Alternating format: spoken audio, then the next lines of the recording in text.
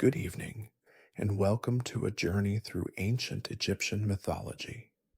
As night embraces the world, let thus timeless stories from the land of pharaohs ease you into peaceful rest.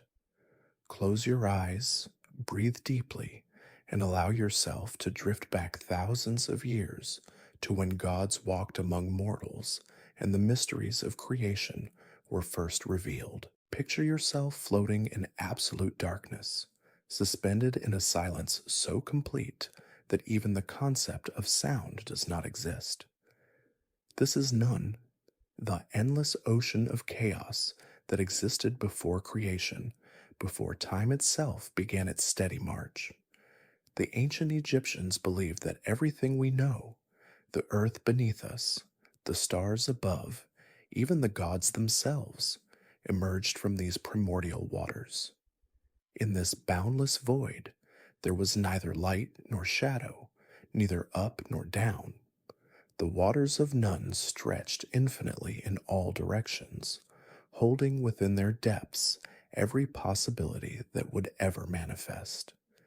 These were not ordinary waters, but a cosmic substance beyond human understanding, the raw material from which all existence would eventually take shape. For untold eons, none remained undisturbed, its surface unbroken by even the slightest ripple. Then, responding to some unknowable impulse, the first change occurred. From the heart of these eternal waters, a single point of land emerged. This primordial mound, which the Egyptians called Benben, broke through the surface like an island of possibility rising from an ocean of potential. The appearance of the Benben was more than just a physical event. It represented the first victory of order over chaos, the initial moment when something arose from nothing.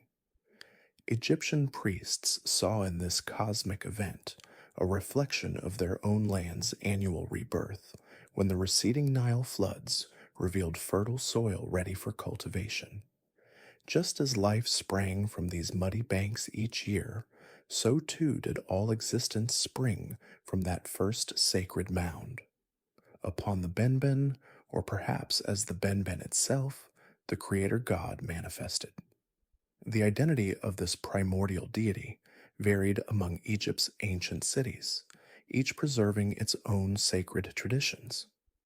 In Heliopolis, where the sun's worship reached its zenith, the creator was Atum, whose name meant the complete one.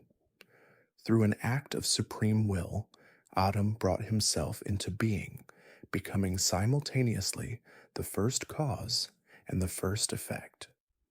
The Heliopolitan texts describe how Atum stood alone on the primordial mound, surrounded by the endless waters of Nun. Recognizing that creation required diversity, he began the process of differentiation. Through an act of divine generation, sometimes described as spitting, sometimes as a more intimate act of self-fertilization, Adam produced Shu and Tefnut, the first divine couple. Shu embodied the principle of air and space, the empty vastness that allows things to exist separately from one another. His sister wife, Tefnut, represented moisture and the cosmic order that would govern all creation. Together, they introduced the first duality into the universe, transforming absolute unity into the interplay of complementary forces that makes existence possible. The birth of Shu and Tefnut initiated a cascade of creation. These primordial twins, exploring the dark waters surrounding their birthplace, became lost in the vastness of Nun.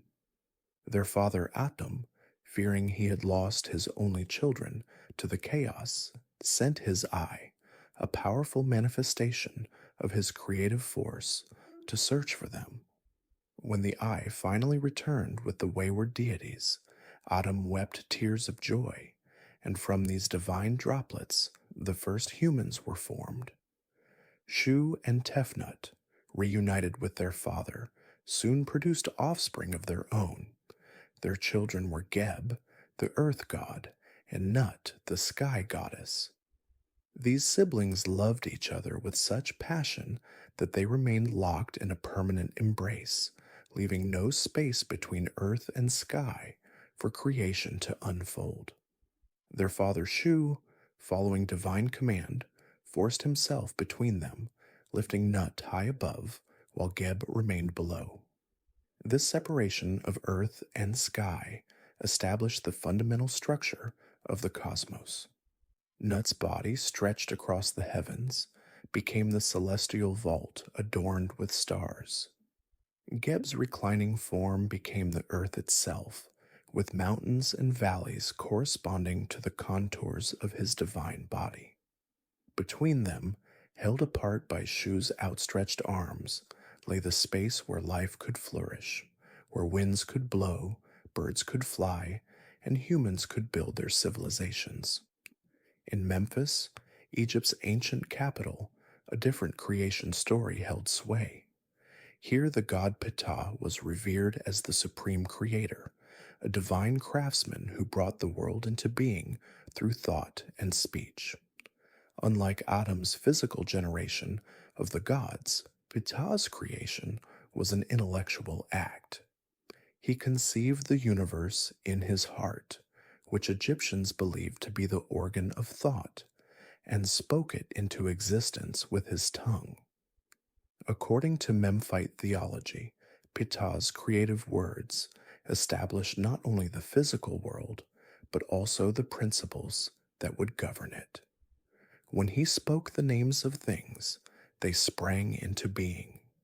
When he uttered the laws of nature, they became immutable. This concept of creation through divine speech would echo through many later religious traditions, emphasizing the power of the word to shape reality. The priests of Thebes, devoted to Amun, offered yet another perspective on creation. Their god, Amun, whose name meant the Hidden One, existed before existence itself. So mysterious was his nature that even other gods could not perceive him. When Amun chose to create, he emerged from his self-imposed concealment, becoming Amun-Ra, the visible manifestation of invisible divinity. Despite these regional variations, certain themes remained constant throughout Egyptian creation myths. The emergence from primordial waters, the establishment of order from chaos, the separation of fundamental opposites, and the ongoing nature of creation all reflected deep truths about how the Egyptians understood their world. For the ancient Egyptians, creation was not a distant event that happened once in the remote past. It was an ongoing process that required constant maintenance. Each sunrise reenacted the first appearance of light from darkness. Each annual flood recalled the waters of none covering the land. Each harvest celebrated the emergence of life from apparent barrenness. The waters of chaos never truly vanished. Egyptian cosmology placed none at the boundaries of the ordered world, beneath the earth, beyond the sky, surrounding the bubble of creation on all sides. These waters constantly threatened to reclaim what had been won from them, making the maintenance of cosmic order a daily necessity. This is why Egyptian temples conducted daily rituals, recreating the first morning of creation. Priests opened the shrine doors at dawn, symbolically releasing the sun to begin its journey. They offered food and drink to sustain the gods in their eternal task of maintaining order. They recited the words of power that kept chaos at bay. Even ordinary Egyptians participated in sustaining creation. By living according to Ma'at, the principle of truth, justice, and cosmic order, they strengthened the forces of stability against chaos. Every ethical action, every properly observed ritual, every moment of harmony between humans contributed to the cosmic balance. The creation myths also addressed humanity's place in the divine scheme. Born from the Creator's tears of joy, humans carried within themselves a spark of divine emotion. This origin story suggested that human feelings, particularly joy and compassion, connected mortals directly to the gods. It also implied a special relationship between humanity and divinity, with humans serving as partners in maintaining the created order.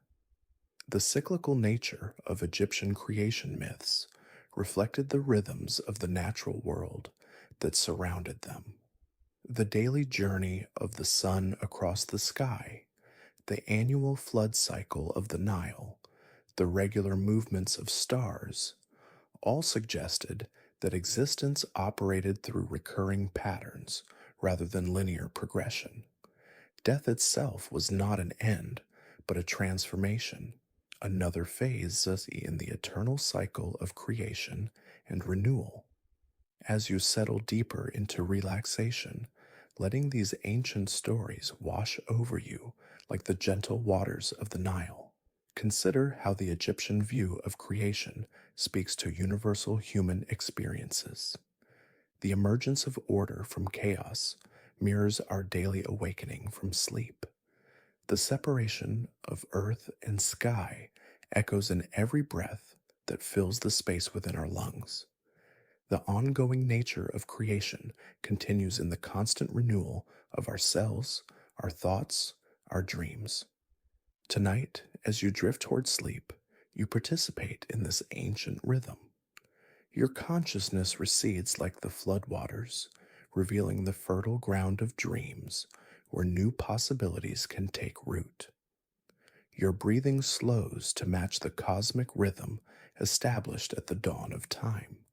In the darkness behind your closed eyelids, you touch the same mystery that the Egyptians called Nun, the source from which all things emerge and to which all things return.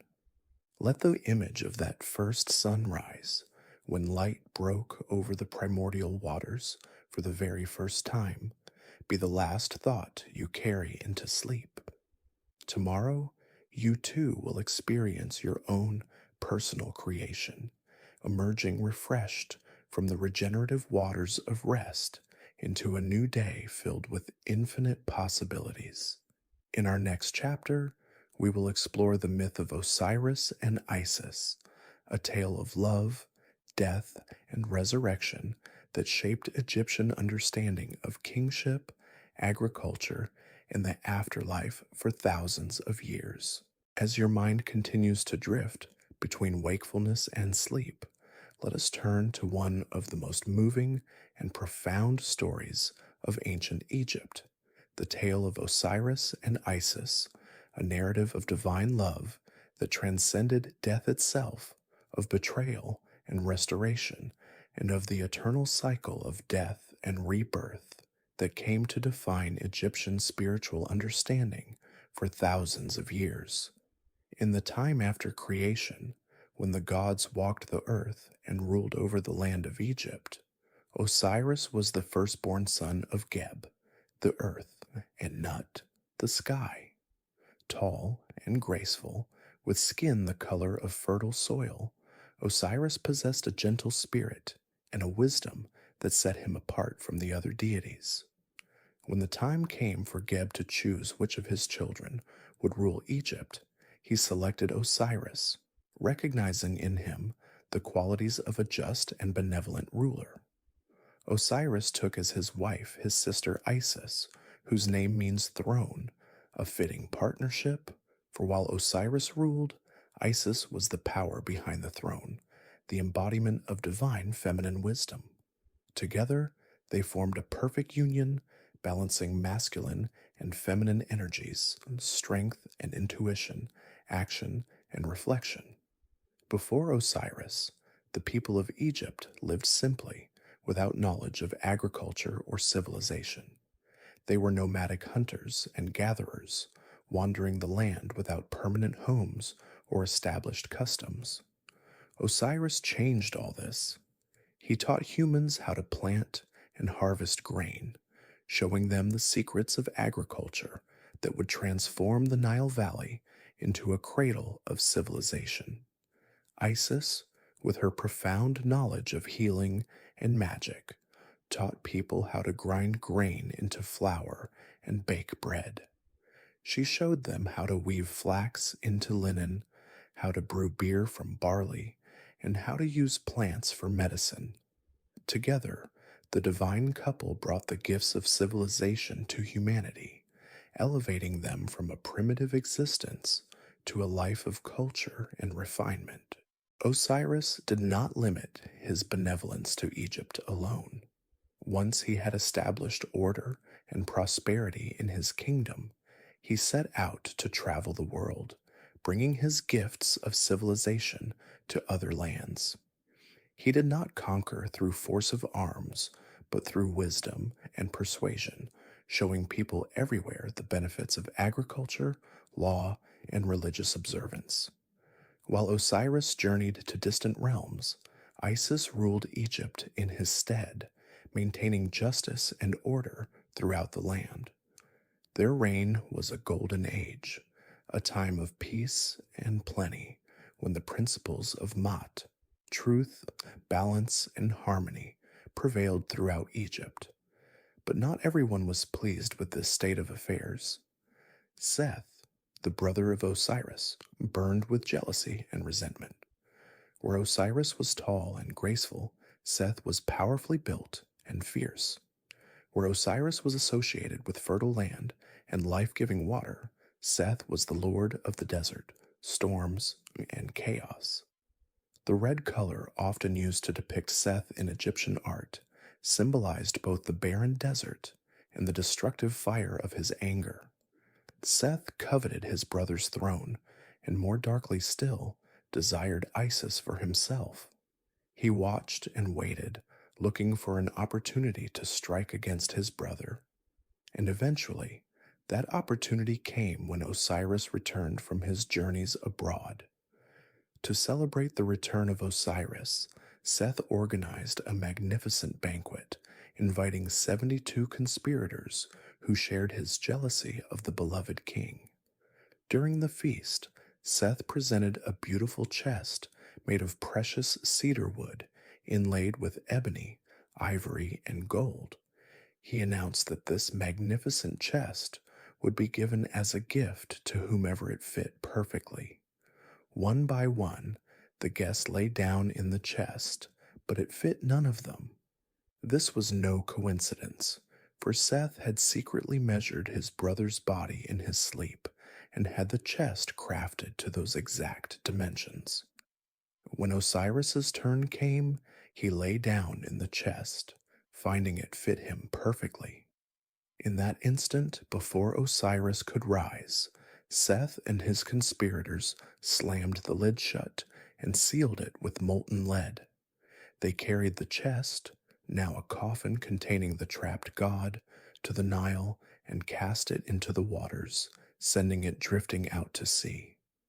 Thus did death enter the world, for Osiris was the first to die, the first divine being to experience mortality. His murder set in motion a chain of events that would establish the pattern of death and rebirth that would become central to Egyptian religious thought. When Isis learned of her husband's murder, her grief was immeasurable. She cut a lock of her hair as a sign of mourning, dressed herself in the ragged clothes of widowhood, and set out to find her husband's body, determined to give him proper funeral rites. The image of Isis, transformed by grief into a common woman searching tirelessly for her lost love, became one of the most poignant in Egyptian mythology. Guided by children who had witnessed the chest being thrown into the Nile, Isis traced its path. The chest had drifted out to sea and eventually washed ashore in Byblos, a Phoenician city on the coast of what is now Lebanon. There, a sacred tree had grown around it, encasing the chest within its trunk. The king of Byblos, impressed by the tree's miraculous growth, had it cut down and fashioned into a pillar for his palace, unknowingly placing the body of Osiris at the very heart of his royal residence. Isis, learning of this, traveled to Byblos and took employment as a nursemaid to the queen's infant son. Each night, instead of feeding the child, she would place him in a fire that burned away his mortal parts, gradually making him immortal. When the queen discovered this apparent act of cruelty, she screamed in horror, breaking the spell and preventing her son from achieving full immortality. Isis then revealed her true identity as a goddess and explained her purpose. Moved by her story, the king and queen of Byblos allowed her to remove the pillar containing her husband's body. Isis extracted the chest and returned with it to Egypt, concealing it in the marshes of the Nile Delta, while she went to visit her son, Horus, who was being raised in secret, hidden from Seth's malice. But Seth, while hunting in the marshes by moonlight, discovered the hidden chest. In a fury, he opened it, removed Osiris's body, and tore it into 14 pieces, which he scattered throughout Egypt, believing that this would prevent Osiris from ever returning to life. Once again, Isis set out on a quest, this time to gather the dismembered parts of her beloved. She traveled the length and breadth of Egypt in a papyrus boat, searching tirelessly. At each place where she found a piece of Osiris, she performed funeral rites and established a shrine. This is why, in later times, there were many sacred sites throughout Egypt that claimed to be the burial place of a part of Osiris. Isis recovered 13 of the 14 pieces. The 14th, Osiris's phallus, had been thrown into the Nile and devoured by certain fish, which were thereafter considered sacred by the Egyptians. Using her profound magical knowledge, Isis fashioned a replacement from gold and wax.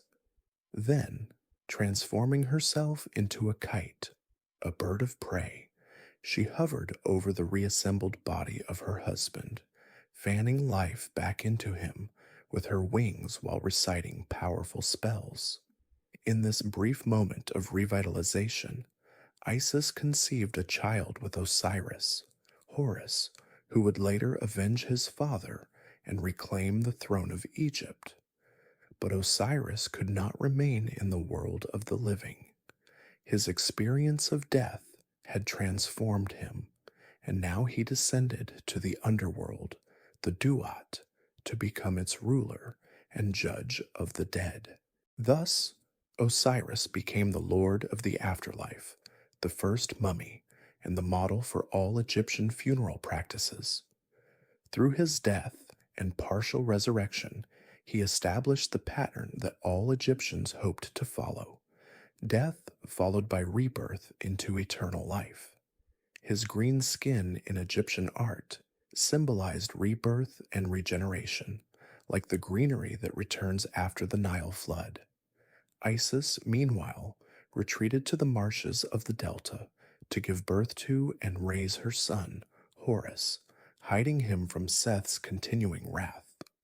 She became the archetypal protective mother, using her magic and cunning to shield her child from harm, nursing him to adulthood so that he might one day challenge Seth and reclaim his father's throne.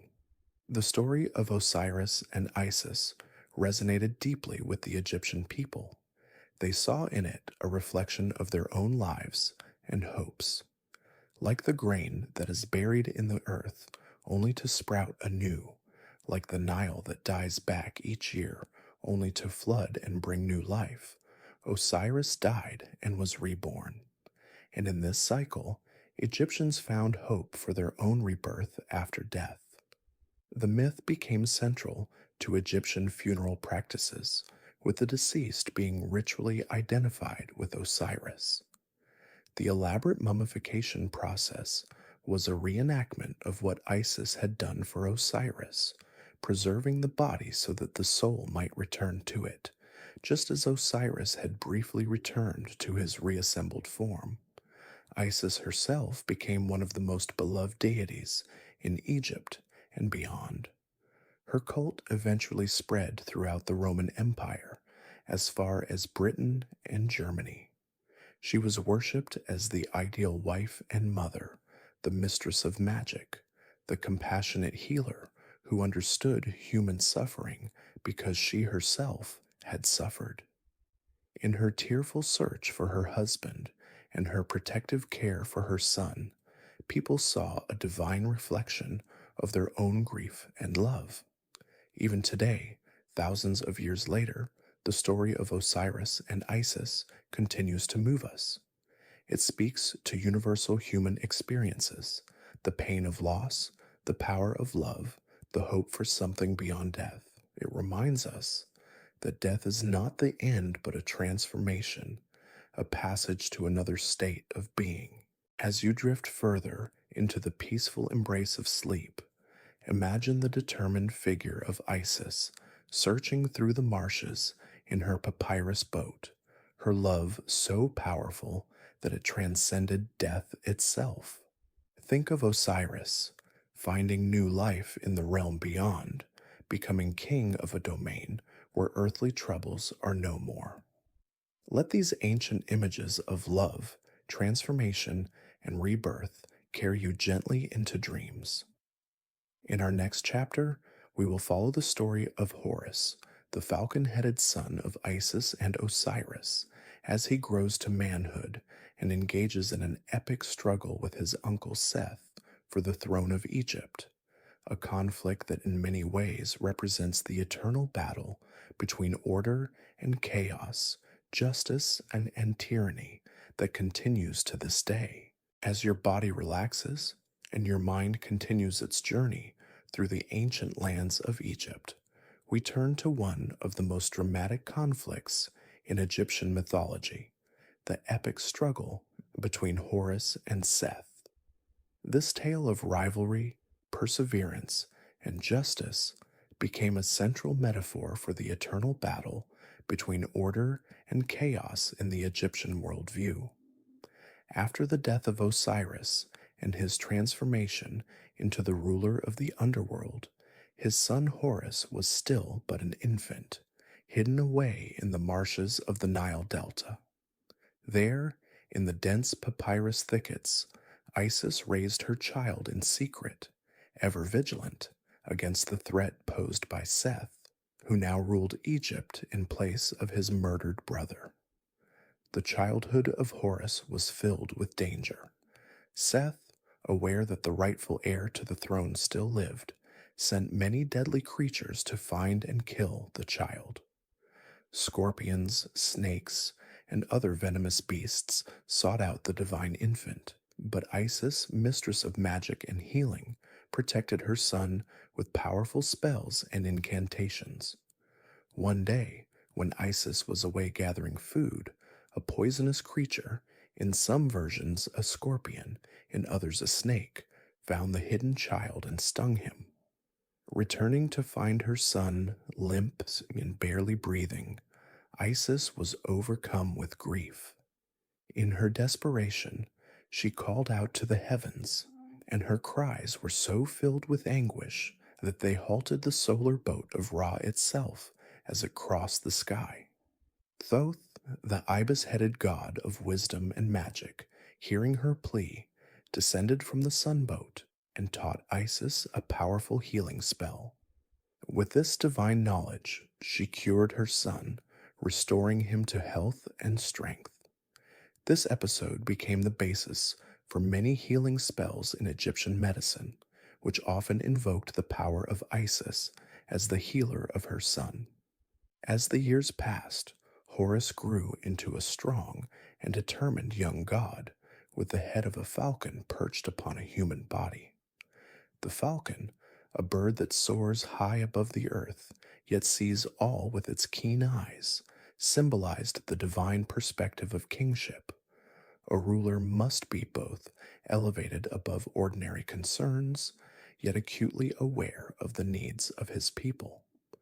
When Horus reached manhood, he left the protective shelter of the Delta marshes and journeyed to challenge Seth for the throne that was rightfully his. This began a contest that would last for decades. Some texts suggest 80 years, as the two gods engaged in a series of trials and battles to determine who would rule Egypt. Their conflict was not merely personal, it represented fundamental opposing forces. Horus embodied legitimate succession, justice, and order. Seth represented usurpation, the strength without restraint, and chaos. Yet Egyptian mythology was rarely simple in its moral distinctions. Seth, while often destructive, was also necessary. As the god of desert storms and foreign lands, he protected Ra's sun boat from the serpent Apophis during its nightly journey through the underworld. Without Seth's ferocious strength, creation itself might be undone. The struggle between Horus and Seth took many forms. One famous contest involved a boat race, but with a twist. The boats were to be made of stone, not wood. Seth, literal minded and strong, carved a boat from solid stone, which promptly sank when placed in water. Horus, clever and resourceful, painted a wooden boat to look like stone, enabling him to win the race easily. In another confrontation, the two transformed into hippopotamuses and battled beneath the waters of the Nile. They remained submerged for 3 months, neither able to defeat the other, until Isis decided to intervene on behalf of her son. She crafted a magical harpoon and cast it into the water, but it struck Horus instead of Seth. When Horus cried out, revealing his identity, Isis immediately withdrew the weapon. She cast the harpoon again, and this time it struck Seth. Seth called out to his sister wife Nephthys, appealing to her as his sister, just as Horus had called to Isis as his mother. Moved by this parallel, Isis withdrew the harpoon from Seth as well, much to the frustration of Horus, who felt betrayed by his mother's compassion toward his enemy. The most disturbing episode in their conflict involved a direct physical violation. According to the contendings of Horus and Seth, a New Kingdom papyrus that recounts these battles, Seth invited Horus to spend the night at his house. During the night, Seth attempted to sexually dominate Horus, believing that by doing so, he would establish his superiority in the eyes of the divine tribunal that would ultimately judge their case. But Horus, forewarned by his mother, caught Seth's seed in his hand and took it to Isis.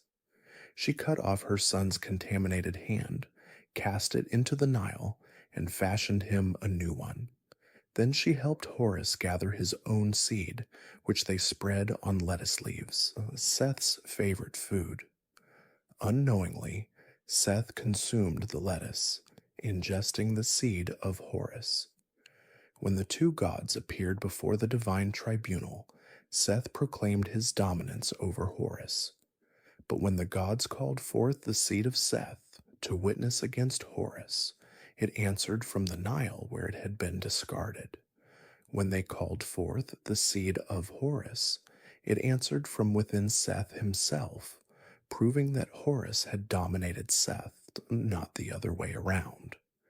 This episode, strange to modern sensibilities, reflected the ancient Egyptian understanding of sexual dominance as a demonstration of power and authority. As the conflict continued, the divine tribunal that judged their case remained divided. Some gods supported Horus as the legitimate heir, while others respected Seth's strength and experience. The deliberations dragged on for decades, neither side able to secure a final victory. Eventually, even Ra, the sun god who presided over the tribunal, grew weary of the endless disputes. He wrote to the ancient goddess of war and weaving, asking for her judgment. Her reply was clear. Horus should inherit the throne as the son of Osiris, and Seth should be compensated with two foreign goddesses as wives and a doubling of his wealth and power. But even this did not resolve the conflict. Seth, unwilling to relinquish the throne, proposed one final contest, a race in boats of stone through the waters of the Nile. It was then that Isis intervened with her magic, causing Seth's truly stone boat to sink and ensuring victory for her son. Furious at this intervention, Seth transformed into a hippopotamus and attacked Horus's boat. Horus responded by harpooning Seth with a copper weapon. When Seth pleaded for his life, appealing to their kinship, Horus brought him before Ra. The sun god commanded Horus to show mercy, but Isis, still enraged by the murder of her husband, cut off Seth's head with a knife. Ra reattached Seth's head, recognizing that despite his crimes, Seth fulfilled necessary functions in the cosmic order. But at last, the tribunal reached its decision. Horus would rule the fertile Black Land, the Nile Valley, while Seth would rule the Red Land, the desert. Ultimately, as Egypt consisted mainly of the fertile valley, this meant that Horus became the dominant ruler, while Seth was relegated to the harsh, barren lands at the margins of Egyptian civilization. As a final resolution, Horus and Seth were brought before Osiris in the underworld. The murdered god confirmed his son as his rightful heir and the legitimate king of Egypt. Horus was officially crowned, and cosmic order, Ma'at, was restored after decades of conflict and uncertainty. The triumph of Horus became the template for all Egyptian kingship thereafter. Each pharaoh was considered to be the living Horus, the embodiment of divine kingship on earth. Upon death, the pharaoh would become one with Osiris, while his successor took on the mantle of Horus. This cycle of Osiris, Horus, Osiris formed the theological basis for the continuity of Egyptian kingship for over 3,000 years. The conflict left both gods permanently marked. Horus lost his left eye during one of their battles, though it was later healed by Thoth. This eye of Horus became one of the most powerful protective symbols in Egyptian culture, representing healing, restoration, and royal power. Seth, meanwhile, was forever associated with chaos and disruption, though he maintained his position as a defender of Ra against the chaos serpent Apophis. The story of Horus and Seth reminds us that conflict, even when necessary, comes at a cost. Both gods were wounded, physically and emotionally, by their struggle. Yet through this conflict, a more stable order emerged, one that acknowledged both the need for legitimate succession, Horus, and the role of protective strength, Seth, in maintaining cosmic balance. As you sink deeper into peaceful slumber, imagine the majestic, falcon-headed Horus, his wings spread wide to embrace Egypt in protection, while at the margins, Seth stands guard against the greater chaos that threatens from beyond. In this balance, there is peace, there is order, there is the possibility of rest after conflict. In our next chapter, we will follow the daily journey of Ra, the sun god, as he traverses the sky in his solar bark, bringing light and life to the world before descending into the perils of the underworld each night. A cycle that represented for the Egyptians the eternal rhythm of existence. As your consciousness drifts peacefully between wakefulness and dreams, let us turn our attention to the most visible and essential of all Egyptian deities, Ra, the sun god, whose daily journey across the sky and through the underworld formed the fundamental rhythm of existence in ancient Egyptian thought. Imagine yourself lying beside the Nile thousands of years ago, watching as the eastern horizon gradually brightens with the first light of dawn. The stars fade, the darkness retreats, and suddenly a brilliant golden disk emerges from the eastern mountains. This is Ra, the sun god, beginning his daily voyage across the heavens in his magnificent solar bark, or boat. Ra was often depicted as a man with the head of a falcon, crowned with the solar disk, encircled by a sacred cobra called the Uraeus. This serpent represented his power to strike down enemies with its fiery venom. In his hands, Ra typically held an ankh, the symbol of life, and a Waz scepter, symbolizing power and dominion. Sometimes he appeared as a full falcon or as the Benben stone, the primeval mound from which creation began. In his form as the midday sun, he might be shown as a man with the head of a ram, known as Ra Horakti. For the ancient Egyptians, the sun was not merely a celestial body, but a living deity whose daily cycle reflected the fundamental patterns of existence: birth, life, death, and rebirth. Ra's journey represented cosmic order, and any disruption to this cycle would spell disaster for all creation.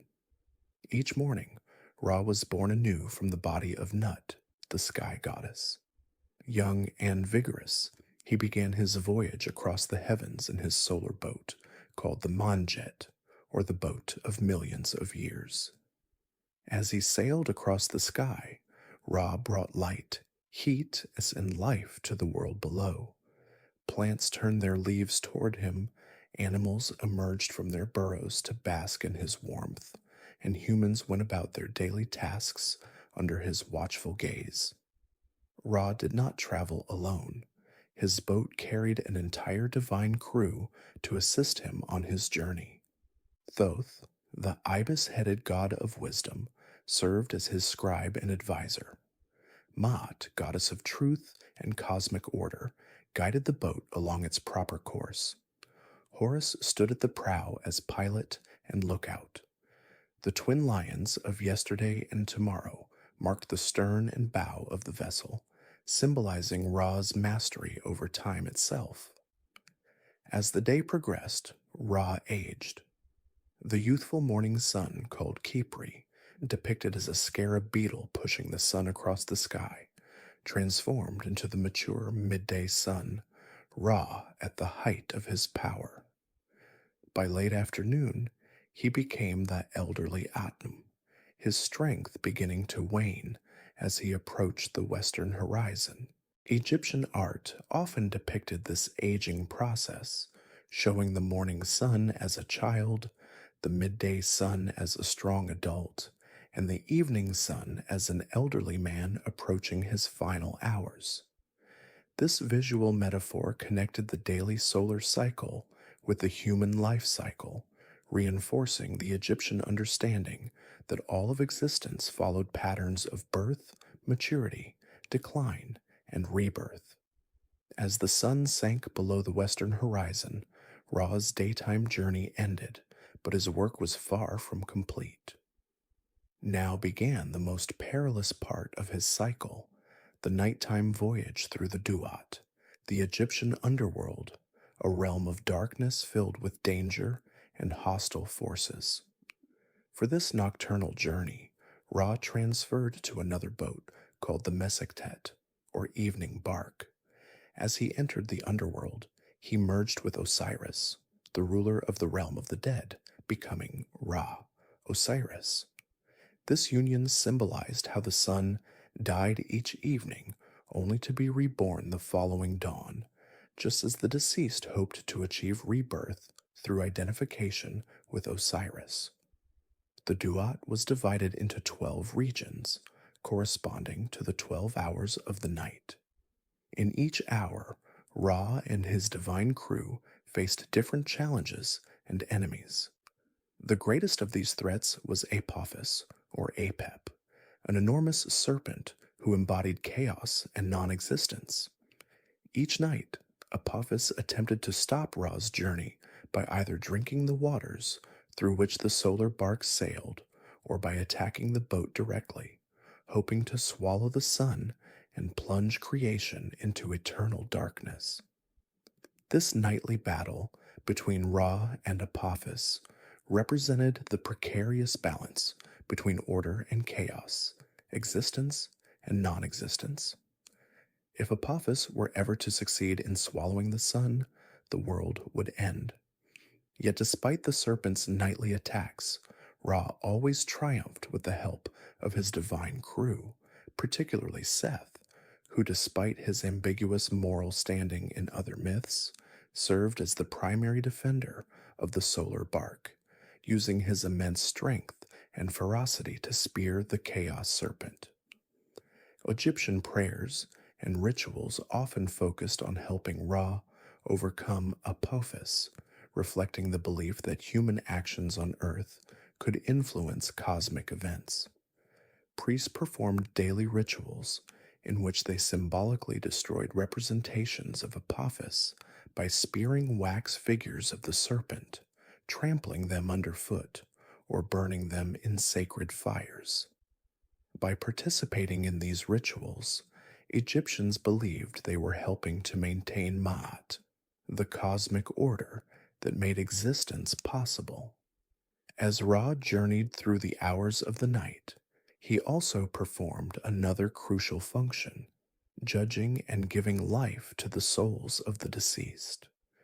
Those who had lived according to Ma'at were granted eternal life in the afterworld, while those who had violated cosmic order faced a second death, true annihilation.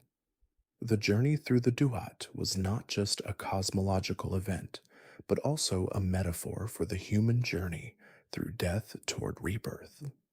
Just as Ra descended into darkness each night, only to emerge reborn at dawn, so too did Egyptians hope to navigate the perils of death and achieve rebirth in the afterlife. In the final hour before dawn, Ra underwent a miraculous transformation. Having grown elderly during his daytime journey and faced countless perils during the night, he now rejuvenated, merging with Khepri, the scarab beetle who represented transformation and rebirth. The hieroglyph for Khepri's name resembled the word for coming into being, reflecting this deity's association with renewal and resurrection. As the eastern sky began to brighten, Ra emerged once more from the body of Nut, born anew to begin another cycle. This eternal pattern, from dawn to dusk, through the perils of night, and back to rebirth at dawn, formed the fundamental rhythm of existence for ancient Egyptians. It assured them that despite the reality of death, renewal was always possible, that darkness would always give way to light, and that cosmic order would prevail over chaos. The Egyptian concept of time itself was shaped by this cyclical journey. Unlike our linear understanding of time as a progression from past to future, Egyptians conceived of time as both linear and cyclical. Individual lives and historical events unfolded in a linear fashion, but they did so within larger cosmic cycles symbolized by Ra's daily journey. Ra's central importance in Egyptian religion only increased over time. During the 5th dynasty, circa 2494 to 2345 BCE, solar worship became the dominant state religion, with kings building massive sun temples to honor Ra. The pharaoh himself was considered the son of Ra, ruling as his divine representative on earth. Later, Ra merged with other deities, forming syncretic gods like Amun-Ra, who combined the hidden nature of Amun with the visible power of Ra, becoming the king of the gods during the New Kingdom period. This theological development reflected the Egyptian tendency to see different gods not as competing entities, but as complementary aspects of divine reality that could be combined in various ways. Ra's cult center was at Heliopolis, meaning Sun City in Greek, located near modern Cairo. There, priests maintained elaborate rituals to ensure the sun's continued journey. The Benben stone, representing the primeval mound of creation from which Ra first emerged, was housed in the city's main temple, and a sacred bull called Menevis, considered Ra's living manifestation, was kept and worshipped there. As you continue to drift toward sleep, imagine the golden solar bark of Ra sailing across a vast blue Egyptian sky. Think of the countless generations who watch the same sun rise and set, finding in its eternal cycle a promise that darkness is always temporary, that light returns, that life renews itself even after apparent death. Let the rhythm of Ra's journey, the triumphant dawn, the powerful midday, the gentle sunset, and the mysterious night journey become the rhythm of your breathing as you sink deeper into restful sleep. Like Ra merging with Osiris in the depths of night, allow your conscious mind to merge with dreams, knowing that morning's light will bring renewal and awakening. In our next chapter, we will explore the divine couple who embodied wisdom and cosmic order: Thoth, master of knowledge and writing, and Ma'at, the principle of truth and balance that governed the universe. These deities helped maintain the cosmic order that made Ra's journey possible and provided the ethical foundation for Egyptian civilization. As your body relaxes and your mind quiets, let us explore two of the most profound concepts in Egyptian mythology, embodied in the divine figures of Thoth, Lord of Wisdom, and Ma'at, Goddess of Truth and Cosmic Order. Together, these deities represented the intellectual and moral foundations of Egyptian civilization, the principles that gave meaning and structure to existence itself. Thoth, known to the Egyptians as Jehuti, was typically depicted as a man with the head of an ibis, a bird with a distinctive curved beak. Sometimes, he appeared as a full ibis or as a baboon, particularly when representing his aspect as the measurer of time. In his hands, he usually carried a writing palette and reed, the tools of a scribe, symbolizing his role as the inventor of writing and the recorder of divine judgments. The ibis, with its curved beak that resembled a crescent moon, connected Thoth to lunar cycles and the measurement of time. The Egyptians observed that baboons would chatter at the rising sun, seeming to greet the dawn, which explained Thoth's alternative baboon form. Both animals shared a connection to wisdom. The ibis was known for its seemingly thoughtful demeanor, while baboons displayed an uncanny, almost human intelligence. Thoth was born in a most unusual manner. According to one myth, when Ra learned that Nut, the sky goddess, was secretly pregnant by Geb, the earth god, he was furious. Ra decreed that Nut could not give birth on any day of the year, which at that time consisted of exactly 360 days. Nut turned to Thoth for help. The wise god played a game of chance with Khonsu, the moon god, and won from him enough light to create 5 additional days outside the regular calendar. During these 5 epigomenal days, Nut was able to give birth to her 5 children: Osiris, Isis, Seth, Nephthys, and in some versions, Horus the Elder. And as a reward for his cleverness, Thoth was said to have received the moon as his domain, becoming the lunar counterpart to Ra's solar power. Where Ra represented direct illumination and visible authority, Thoth embodied reflected wisdom and hidden knowledge. This complementary relationship was essential to Egyptian cosmology, which understood the universe as a balanced system of paired forces. Thoth's primary role was as the deity of wisdom, writing, and knowledge. He invented hieroglyphs, the sacred writing system that the Egyptians called the words of the gods. This gift of writing allowed humans to record their history, preserve their knowledge, and communicate across time and space. For a civilization as focused on permanence and memory as ancient Egypt, this was a divine gift of inestimable value. As the scribe of the gods, Thoth recorded the words spoken at the divine tribunal, particularly during the judgment of the dead. His precision and impartiality were legendary. What Thoth wrote became the definitive record, unchangeable and eternal.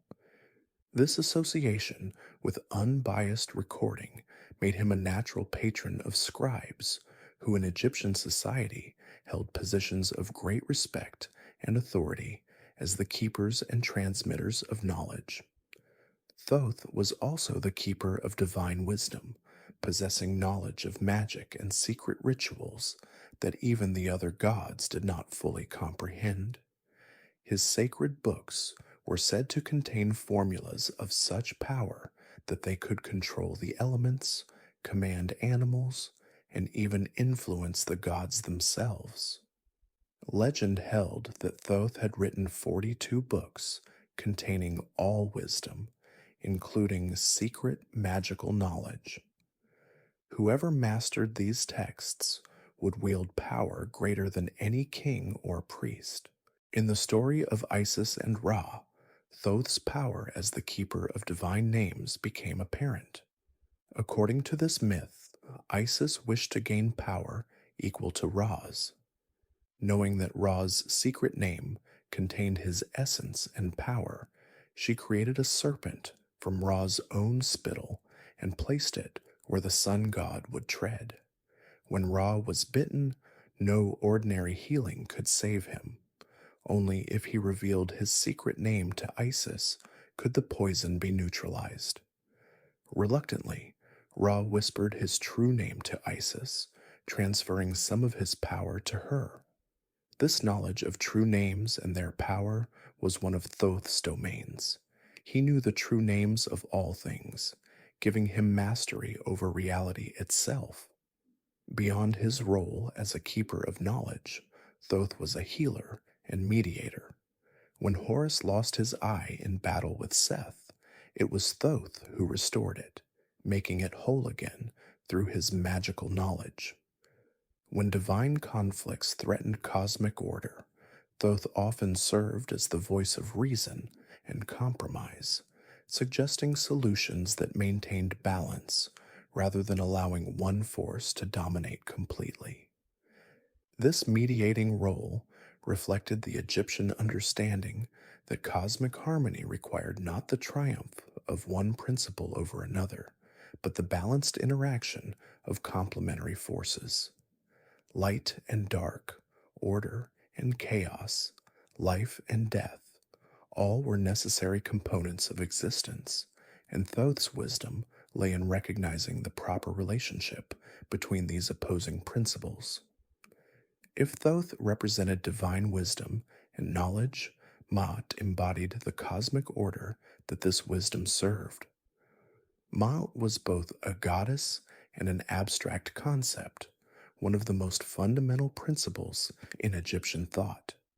As a goddess, she was depicted as a woman wearing a tall feather on her head, often shown with wings outstretched in a protective posture.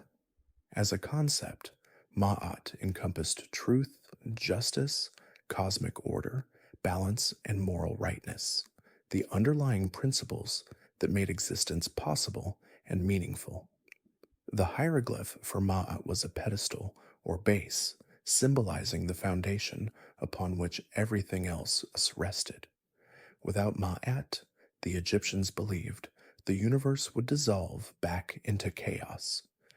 The sun would not rise, the Nile would not flood, plants would not grow, and human society would collapse into violence and disorder.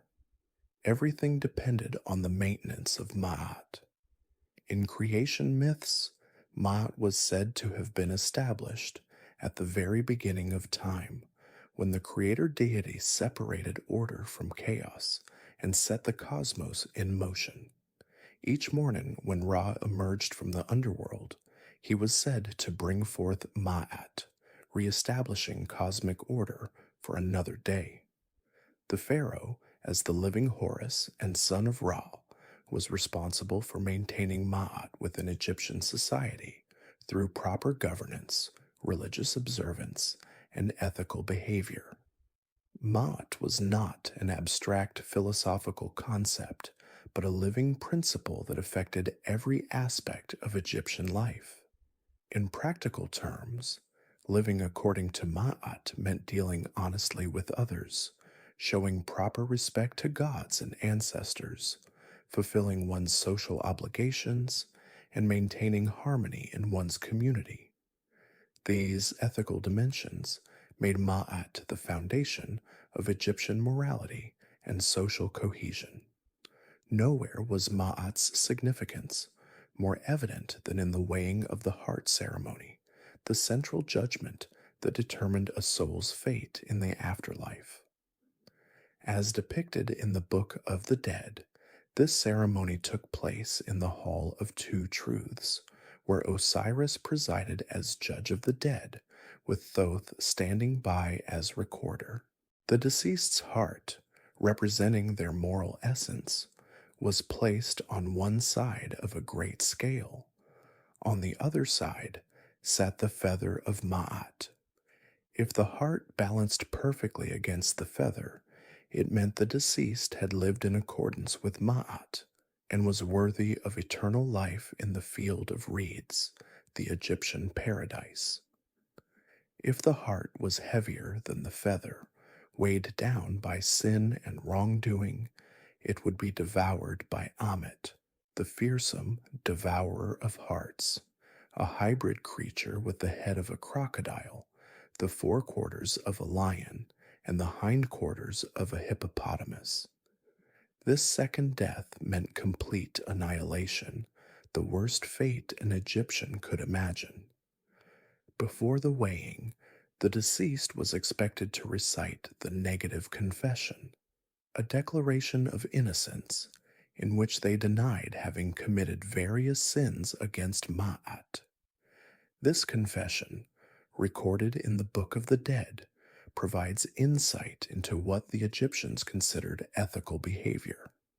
I have not stolen, I have not killed, I have not lied, I have not caused pain, I have not diminished food offerings, I have not transgressed, and so on through 42 declarations, each addressed to a specific deity overseeing that aspect of moral behavior. Thoth, as the divine scribe, recorded the result of the weighing. His judgment was final and incontestable. If the deceased passed the test, Thoth would announce to Osiris, "His heart is true and righteous. He has not sinned. He has not wronged anyone. Therefore, Amet should have no power over him." The deceased would then join Osiris in eternal life. And together, Thoth and Ma'at represented the intellectual and moral pillars of Egyptian civilization. Thoth embodied wisdom, the accumulation and application of knowledge for the benefit of gods and humans alike. Ma'at represented the purpose of that wisdom, the maintenance of cosmic order, justice, and ethical behavior. Without wisdom, order could not be maintained. Without order, wisdom had no purpose or direction. This complementary relationship extended to their roles in Ra's solar bark. Thoth served as navigator, using his knowledge to guide the boat safely through its journey. Ma'at stood at the prow, her presence ensuring that the boat followed its proper course through the cosmos. Their cooperation made Ra's journey possible, just as wisdom and moral order made human civilization possible. For the Egyptians, Thoth and Ma'at were not distant abstractions, but living presences in their daily lives. Scribes invoked Thoth before beginning their work, asking for precision and clarity. Judges called upon Ma'at to guide their decisions. Ordinary people sought to live according to Ma'at in their personal conduct, knowing that this alignment with cosmic order would bring harmony in this life and salvation in the next. Even the Pharaoh, with all his power, was subject to these principles. In the Instructions for Merikare, a Middle Kingdom wisdom text, the king is reminded, "Do Ma'at whilst thou art upon earth, for a man's virtue is more valuable than water. Do Ma'at than thou endurest on earth. Calm the weeper, do not oppress the widow, supplant no man in the property of his father." As you drift deeper into sleep, imagine the ibis-headed Thoth recording the events of your day in his eternal scroll, his sharp eyes missing nothing, but his judgment tempered with wisdom and compassion. Picture Ma'at with her feather of truth, not as a harsh judge, but as a guide showing the path to harmony and balance. In the gentle weight of her feather is the promise that living with truth and justice brings peace in this world and the next. In our next chapter, we will explore two beloved goddesses who brought joy, protection, and healing to both gods and humans: Hathor, mistress of love and music, and Bastet, the protective cat goddess who guarded homes and families from harm. As your body settles deeper into comfort and your mind continues its gentle journey through the world of Egyptian mythology, let us turn our attention to two beloved goddesses who brought joy, protection, and healing to the lives of both gods and humans: Hathor, mistress of love and celebration, and Bastet, the feline protector of homes and families. In the complex tapestry of Egyptian religion, these two goddesses represented the gentler aspects of divine power, the nurturing feminine energies that sustained life and made it worth living. Yet beneath their benevolent aspects lay tremendous power that, if provoked, could transform from protective to destructive in an instant. Hathor, whose name means House of Horus, was one of Egypt's most ancient and beloved goddesses. Her worship dates back to pre-dynastic times, making her one of the oldest deities in the Egyptian pantheon. She was typically depicted in one of three forms: as a woman with the ears of a cow and a headdress of horns enclosing a solar disk, as a full cow, or as a woman with a sistrum, a sacred musical rattle. As her name suggests, Hathor was closely associated with Horus, sometimes as his wife, sometimes as his mother, and sometimes as his daughter, reflecting the fluid nature of divine relationships in Egyptian theology. She was also considered a daughter of Ra and would take the form of a cat to protect him from the serpent Apophis during the sun god's nightly journey through the underworld.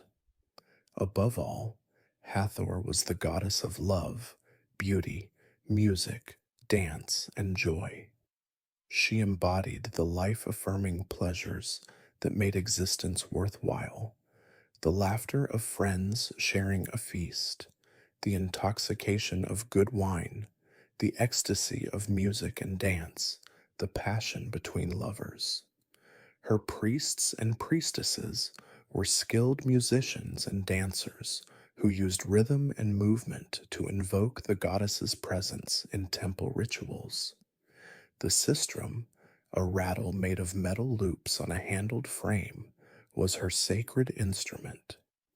When shaken, it produced a sound believed to please the goddess and drive away evil spirits.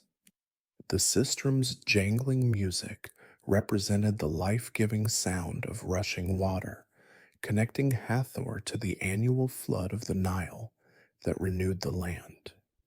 Hathor was also the patron goddess of miners and artisans who worked with precious metals and stones.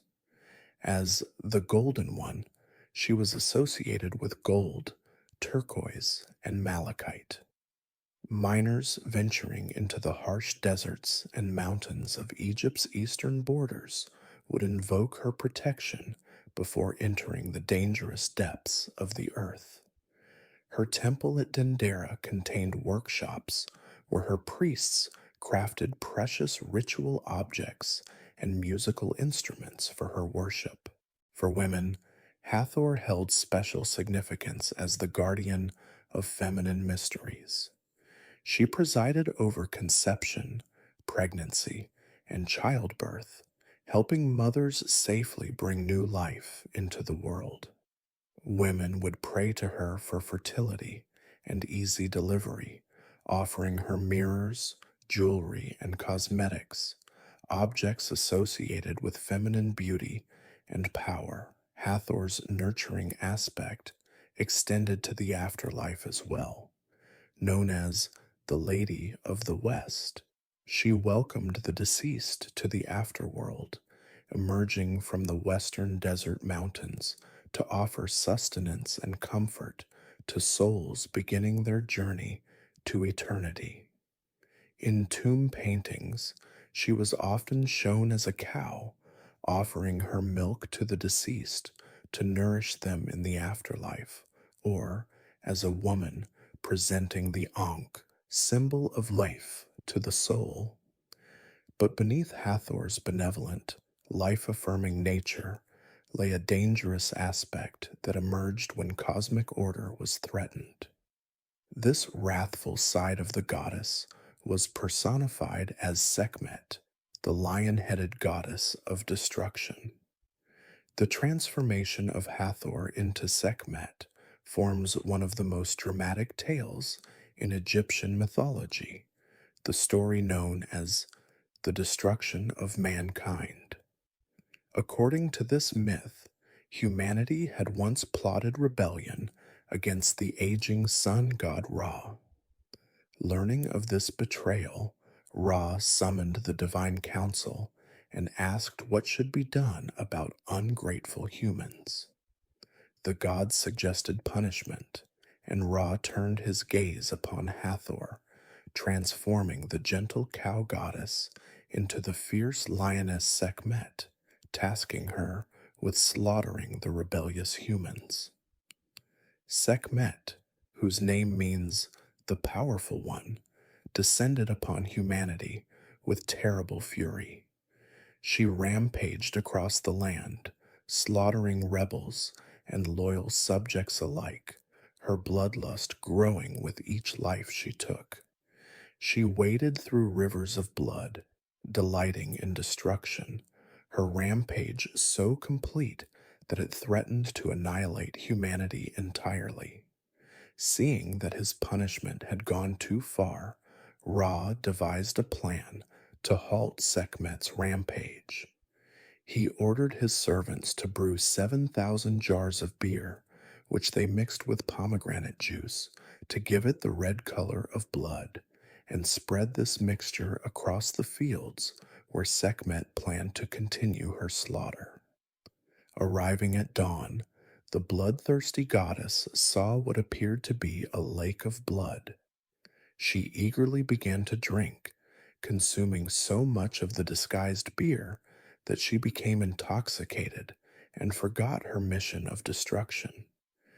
As the alcohol took effect, her fierce nature softened, and she transformed back into gentle Hathor, sparing what remained of humanity. This myth highlights the duality within Hathor, the nurturing, joyful aspect that sustained life and the destructive potential that could end it. The Egyptians recognized that the same solar energy that nourished crops could also create drought and famine, that the Nile, which brought fertility, could also bring devastating floods. Divine power was understood as inherently dual, capable of both creation and destruction. To commemorate Sekhmet's pacification, Egyptians held an annual festival of drunkenness, during which worshippers would drink to the point of intoxication, symbolically reenacting the salvation of humanity. This controlled ritual excess served as a reminder of the thin line between joy and destruction, celebration and chaos. Like Hathor, Bastet also embodied this duality of nurturing protection and fierce defense. Originally known as Bast, she was depicted in early Egyptian history as a lioness warrior goddess, a fierce defender similar to Sekhmet. Over time, her image softened, and by the late period of Egyptian history, she was most commonly represented as a domestic cat or as a woman with the head of a cat, often holding a sistrum and an aegis, a shield like amulet. As the goddess evolved from lioness to house cat, her nature shifted from fierce warrior to protective guardian of home and hearth. Yet, even in her gentler form, Bastet retained the potential for sudden violence that anyone who has observed a domestic cat knows well, the ability to transition from perfect calm to deadly predator in an instant when threatened. Bastet was primarily associated with protection of the home, women, and children. Cats were venerated in Egypt not only for their grace and beauty, but for their practical value in controlling vermin that threatened stored grain.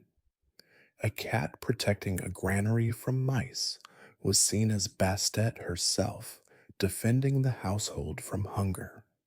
Families kept cats as both pets and living symbols of the goddess's protective presence. The center of Bastet's worship was the city of Bubastis in the Nile Delta, where a magnificent temple was dedicated to her. The Greek historian Herodotus, who visited Egypt in the 5th century BCE, described the annual festival of Bastet as the most popular in Egypt. According to his account, hundreds of thousands of pilgrims would travel by boat to Bubastis, drinking, making music, and celebrating wildly throughout the journey. Upon arrival, they would make offerings to the goddess and participate in feasting, dancing, and ritual intoxication. Like the festivals of Hathor, Bastet's celebrations combined religious devotion with joyful, sometimes excessive merrymaking. The connection between Bastet and Hathor went beyond their shared association with music, celebration, and protective female energy. Both goddesses could manifest as the Eye of Ra, the extension of the sun god's power that acted as his agent in the world.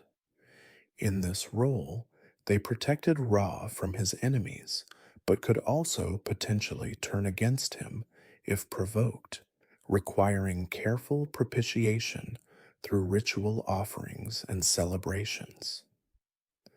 The cult of Bastet reached its height during the late period of Egyptian history, when cats were mummified by the thousands as offerings to the goddess. At Bubastis and other cult centers, vast cat cemeteries have been discovered, containing carefully prepared feline mummies, some adorned with gilded masks or wrapped in decorated linens. The killing of a cat, even accidentally, was considered a grave offense, potentially punishable by death. When a family cat died of natural causes, its human family would shave their eyebrows as a sign of mourning and bring the cat's body to be embalmed and buried in a sacred cemetery. For ordinary Egyptians, Bastet was perhaps the most accessible of all the great goddesses. While the state religion focused on cosmic deities like Amun Ra or Osiris, whose temples were often restricted to priests and royalty, Bastet dwelled in the home, protecting the family's health, prosperity, and happiness. Small amulets and figurines of the cat goddess were among the most common household items, placed in homes to invoke her protection against disease, venomous creatures, and evil spirits. Bastet was particularly associated with the protection of women and children, guarding them during the vulnerable times of pregnancy, childbirth, and infancy. Women would wear amulets of Bastet during pregnancy and place them in children's cradles for protection. As a mother goddess, Bastet was sometimes depicted with a litter of kittens, symbolizing fertility and nurturing care. Together, Hathor and Bastet represented the joy and security that made life worth living, the pleasure of music and dance, the warmth of love and wine, the security of a protected home, the miracle of birth and new life. Their worship reminded Egyptians that the divine was present not only in grand temples and cosmic events, but in the simple pleasures and mundane securities of daily existence. As your consciousness drifts ever closer to the realm of dreams, imagine the gentle presence of Hathor, with her cow's ears and kind eyes, offering the sustaining milk of comfort and joy. Picture Bastet, alert and watchful, curled protectively at the foot of your bed, her feline presence warding off any disturbances that might interrupt your peaceful slumber. In the soft darkness behind your eyelids, see the sistrum of Hathor gently shaking, its metal loops creating a soothing lullaby. Feel the warm reassurance of Bastet's purr, vibrating with healing energy that dissolves tension and invites deep, restorative rest. These goddesses, who brought joy and protection to the ancient Egyptians, extend their benevolent presence to you now, guarding your dreams and promising renewal with the coming dawn. In our next chapter, we will explore the realm of Anubis, the jackal headed god of mummification and guide to the afterlife, as we delve into Egyptian concepts of death, preservation, and the journey to eternal life.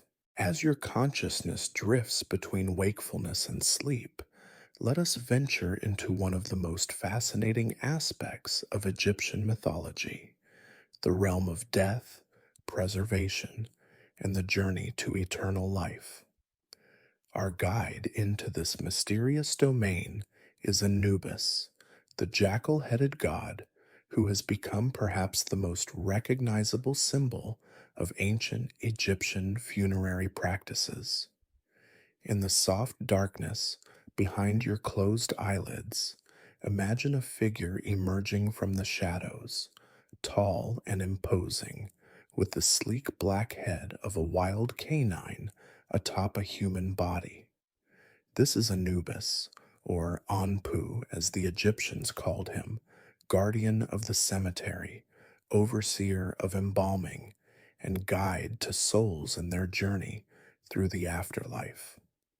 Anubis was typically depicted as a man with the head of a jackal or wild dog, his body painted or wrapped in black, the color of death and rebirth.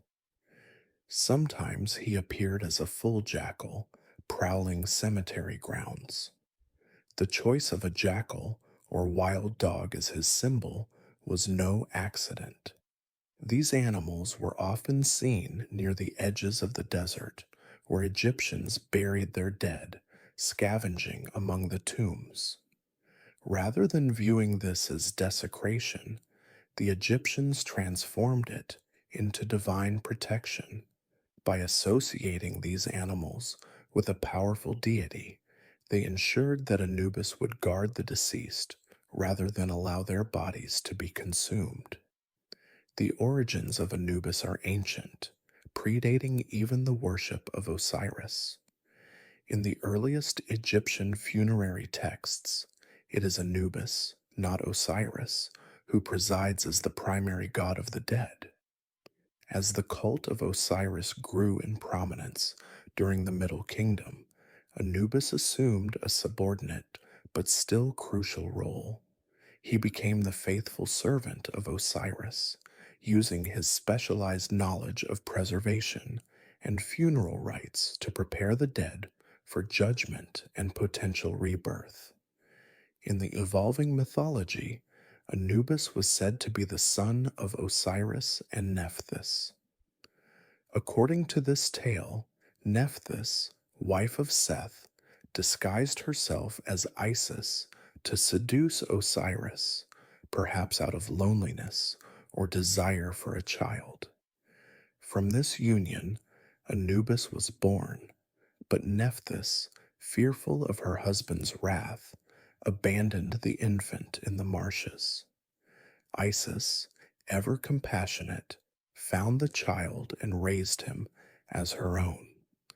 This adoption created the loyal bond between Anubis and the divine family of Osiris, explaining why he became their staunch protector and servant. When Osiris was murdered by Seth, it was Anubis who helped Isis preserve her husband's body. Drawing on his innate knowledge of preservation, Anubis developed the process of mummification, creating the first mummy and establishing the funeral rites that would be followed for thousands of years. This act of preserving Osiris became the template for all Egyptian funeral practices thereafter. For the Egyptians, proper preservation of the body was essential for survival in the afterlife.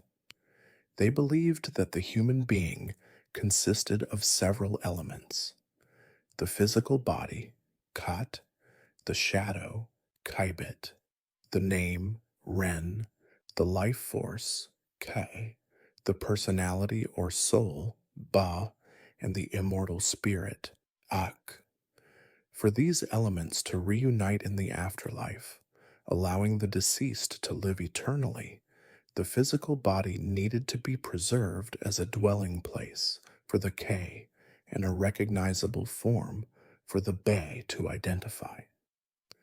This is where Anubis's role became crucial, as the lord of the sacred land, the necropolis, and he who is upon his mountain, watching over the cemetery from the desert cliffs.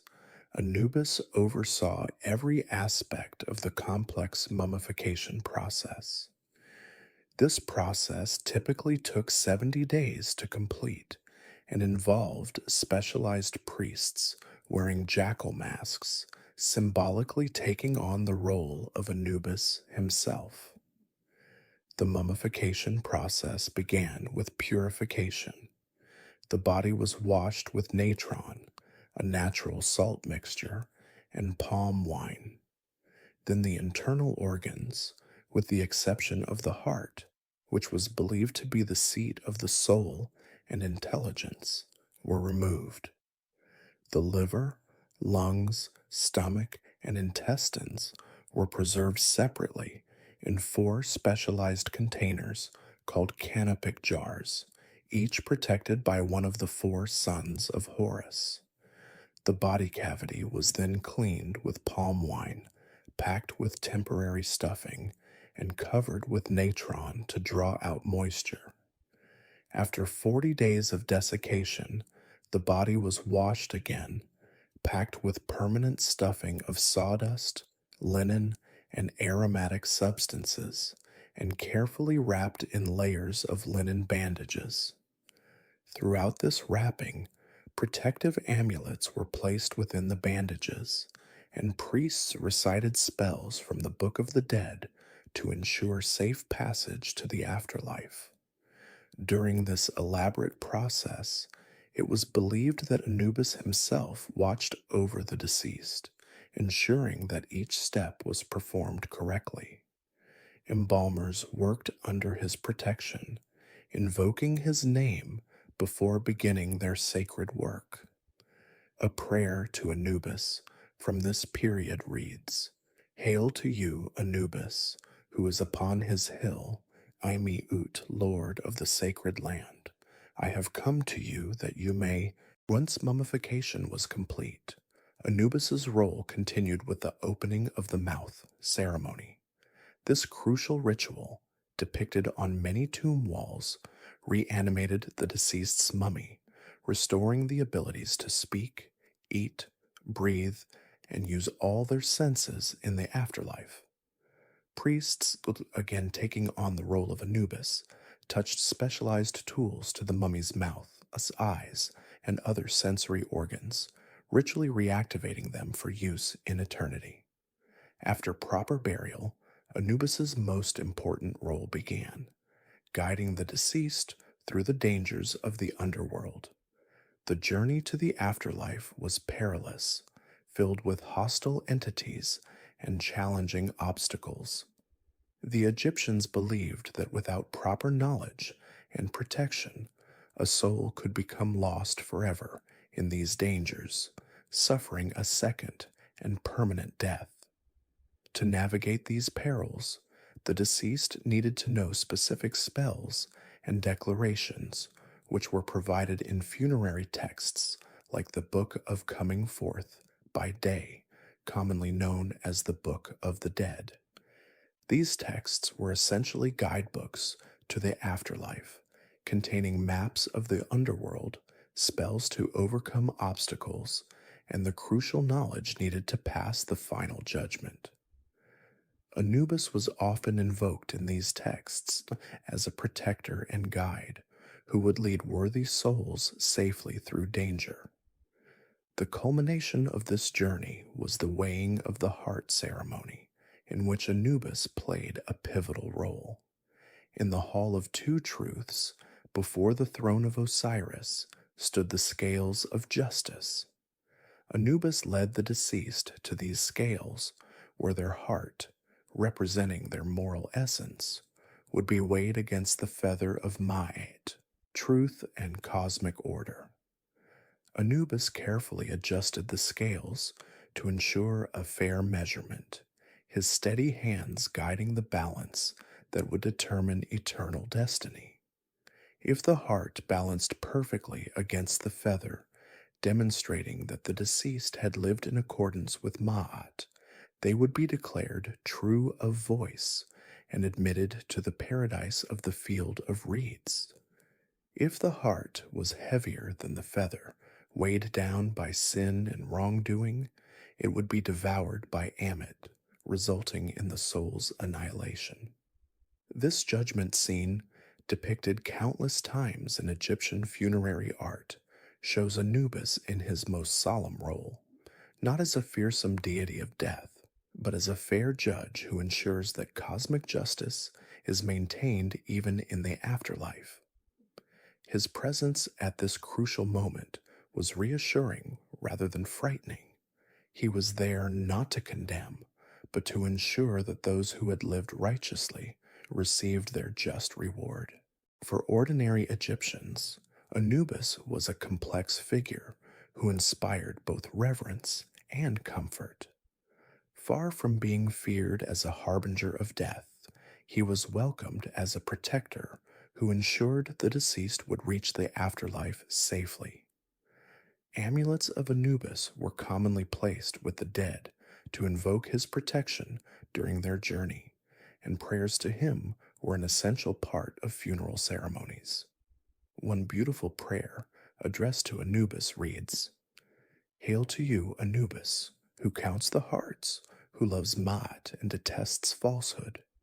Guide me on the beautiful paths of the West, that I may join the revered ones who reside in eternity. May my name endure like the stars. May my spirit shine like the sun. May I go forth by day and return by night, a blessed spirit in the realm of Osiris. The Egyptian concept of the afterlife was not a shadowy, diminished existence like the Greek Hades or Hebrew Sheol, but a perfected version of earthly life. In the field of reeds, the blessed dead would enjoy all the pleasures they had known in life: eating, drinking, making music, spending time with loved ones, but without pain, illness, or fear of further death. The sun always shone, the harvest was always abundant, and joy was unending. To reach this paradise required proper preparation of the body, knowledge of the underworld's geography and challenges, and most importantly, a life lived in accordance with Ma'at. Anubis ensured that those who met these requirements would achieve the eternal life they sought. In this sense, he was not a god of death, but a god of eternal life, the skilled technician whose knowledge of preservation and ritual made immortality possible. Even as Egyptian religion evolved over thousands of years, Anubis maintained his essential role. When Greek rule came to Egypt in the Ptolemaic period, Anubis was associated with Hermes, Mercury to the Romans, another guide of souls, creating the syncretic deity Hermanubis. Under Roman rule, his cult spread throughout the Mediterranean world, his distinctive jackal-headed image appearing as far away as Britain and Germany. Today, thousands of years after the last priests of Anubis performed the sacred rituals of mummification, his image remains one of the most recognizable symbols of ancient Egypt. Modern viewers are still captivated by the sleek, canine-headed figure who stands at the boundary between life and death, between the known and the unknown, guiding souls on their final journey. As you drift closer to sleep, that liminal state between consciousness and dreams, imagine Anubis standing watch at the threshold, not as a figure to be feared, but as a compassionate guide who ensures safe passage through the darkness. Picture his jackal ears alert for any danger, his knowing eyes seeing paths invisible to others, his steady hands ready to guide you through the dream world as he once guided the ancient Egyptians through the afterlife. In our next chapter, we will explore the profound connection between Egyptians and the animal kingdom, examining how various sacred animals came to embody divine qualities and serve as living manifestations of the gods themselves. As your mind continues its gentle drift toward sleep, let us explore one of the most distinctive aspects of Egyptian religious thought: the profound connection between divinity and the animal world.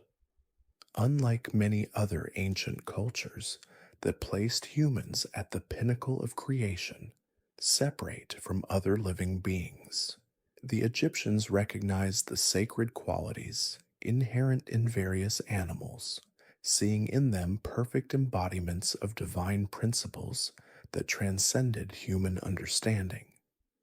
Throughout the Nile Valley, from the marshy delta to the arid southern border, Egyptians revered certain animals as living manifestations of the gods themselves. This was not simple animal worship, as some early scholars mistakenly believed, but a sophisticated theological concept based on the understanding that the divine could express itself through multiple forms simultaneously, in the heavens, in sacred images, and in living creatures that displayed particular attributes associated with specific deities. The relationship between gods and their sacred animals took various forms. Some deities were depicted with animal heads on human bodies, symbolizing the melding of animal instinct with human reason. Others appeared in full animal form or occasionally in fully human form, demonstrating the fluid nature of divine manifestation. Certain animals were considered sacred to particular gods without being direct manifestations, more like beloved companions or servants of the deity. Among the most revered of all sacred animals was the Apis bull, the living embodiment of the creator god Ptah, and later associated with Osiris as Osiris Apis, eventually syncretized by the Greeks as the deity Serapis. The Apis was a carefully selected black bull with distinctive white markings, including a triangle on its forehead and a vulture or eagle shape on its back. Only one bull held this sacred position at a time, chosen from calves throughout Egypt based on these specific markings, which were believed to be divine signs. When an Apis bull was discovered, it was brought to Memphis with great ceremony and installed in a special sanctuary where it lived in luxury, receiving offerings, participating in religious festivals, and providing oracles to those seeking divine guidance. Its movements were interpreted as omens, its appetite as a sign of Egypt's prosperity, and its very breath was considered healing. When an Apis died, it was mourned throughout Egypt with the same elaborate rituals accorded to a pharaoh, undergoing mummification and burial in massive granite sarcophagi in the Serapeum, a vast underground complex at Saqqara. Similar to the Apis was the Menevis bull of Heliopolis, sacred to Ra, and the Buchis bull of Hermonthis, associated with Montu, the war god. These sacred bulls represented masculine generative power, strength, and fertility, qualities essential for the continuation of life and the prosperity of Egypt. While bulls represented raw power and virility, other animals embodied different divine qualities. The ibis and baboon, both sacred to Thoth, symbolized wisdom and intellectual acuity. Ibises, with their curved beaks reminiscent of a scribe's writing tool, and their thoughtful, deliberate movements, perfectly captured Thoth's association with writing and measured judgment. Baboons, observed greeting the rising sun with upraised arms and enthusiastic cries, connected Thoth to solar worship and timekeeping. In temples dedicated to Thoth, sacred ibises were kept in large aviaries, their mummified remains later interred in special animal necropolises.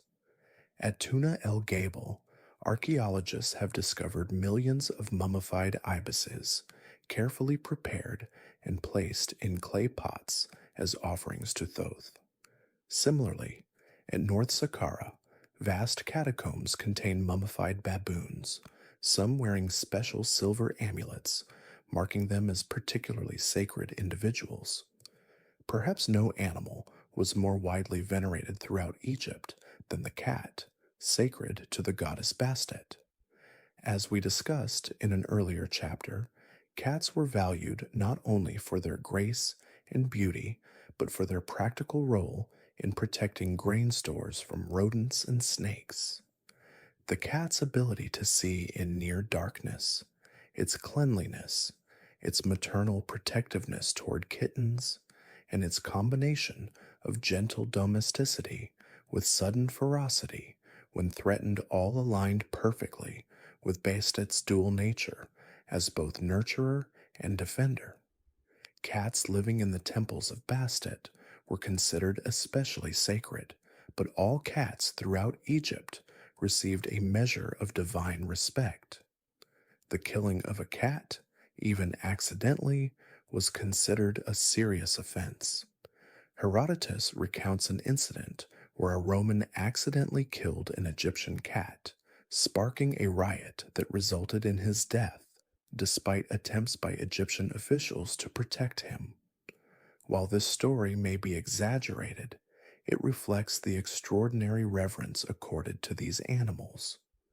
When a household cat died, the family members would shave their eyebrows as a sign of mourning. The cat's body would be mummified, sometimes elaborately with a gilded mask and painted wrappings, and brought to a sacred cemetery for burial. Archaeologists have discovered vast cat necropolises at Bubastis, Saqqara, and other sites, containing hundreds of thousands of carefully prepared feline mummies. DNA analysis of these remains has revealed that some cats were bred specifically for temple sacrifice, highlighting the economic dimension of animal cults in ancient Egypt. The falcon, sacred to Horus, represented divine kingship, keen vision, and swift, decisive action. Living falcons were kept in temple aviaries, and particularly magnificent specimens were considered direct embodiments of the god. Their sharp eyes, unmatched in the animal kingdom, symbolized the all-seeing nature of both Horus and the pharaoh, his earthly manifestation. Mummified falcons, like ibises and cats, have been found by the thousands in sacred animal cemeteries. Crocodiles held a more ambiguous status in Egyptian religion. In some regions, particularly the Fayum, they were revered as manifestations of Sobek, the fertility god associated with the Nile's life-giving waters. In these areas, sacred crocodiles were kept in temple pools, adorned with gold jewelry and fed choice meats bused by priests. And upon death, they received elaborate mummification and burial. The crocodile's ferocity and its ability to move effortlessly between land and water made it a perfect symbol for the Nile's dual nature as both nurturing provider and dangerous force. In other parts of Egypt, however, crocodiles were associated with Seth and viewed as dangerous embodiments of chaos. This regional variation in the interpretation of animal symbolism reflects the complex and non-dogmatic nature of Egyptian religion, where local traditions could coexist with broader national beliefs. The ram, with its impressive curved horns, was sacred to several Egyptian deities, including Amun, Khnum, and Banebjedet. At Amun's temple in Karnak, sacred rams were kept as living manifestations of the god. When they died, they were mummified and buried with honor, their curved horns symbolizing both divine fertility and the circular nature of existence. The ram's association with aggressive sexuality and reproductive power made it an appropriate symbol for creator deities who continually renewed the cosmos through divine generation. Among the most enigmatic of sacred animals was the Bennu bird, associated with creation and rebirth, which may have been the inspiration for the later Greek legend of the phoenix. Described as a heron-like bird with magnificent plumage, the Bennu was said to have flown over the waters of Nun at the beginning of time, its cry breaking the primordial silence and initiating creation. Its periodic renewal through immolation and rebirth from its own ashes, in later Greek versions, symbolized the Egyptian preoccupation with cyclical time and eternal recurrence. Serpents held a particularly complex position in Egyptian religious thought.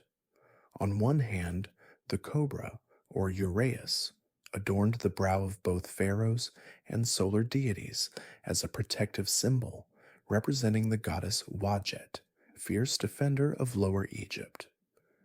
The cobra's ability to rear up and spread its hood when threatened, combined with its deadly venom, made it a perfect embodiment of protective divine wrath.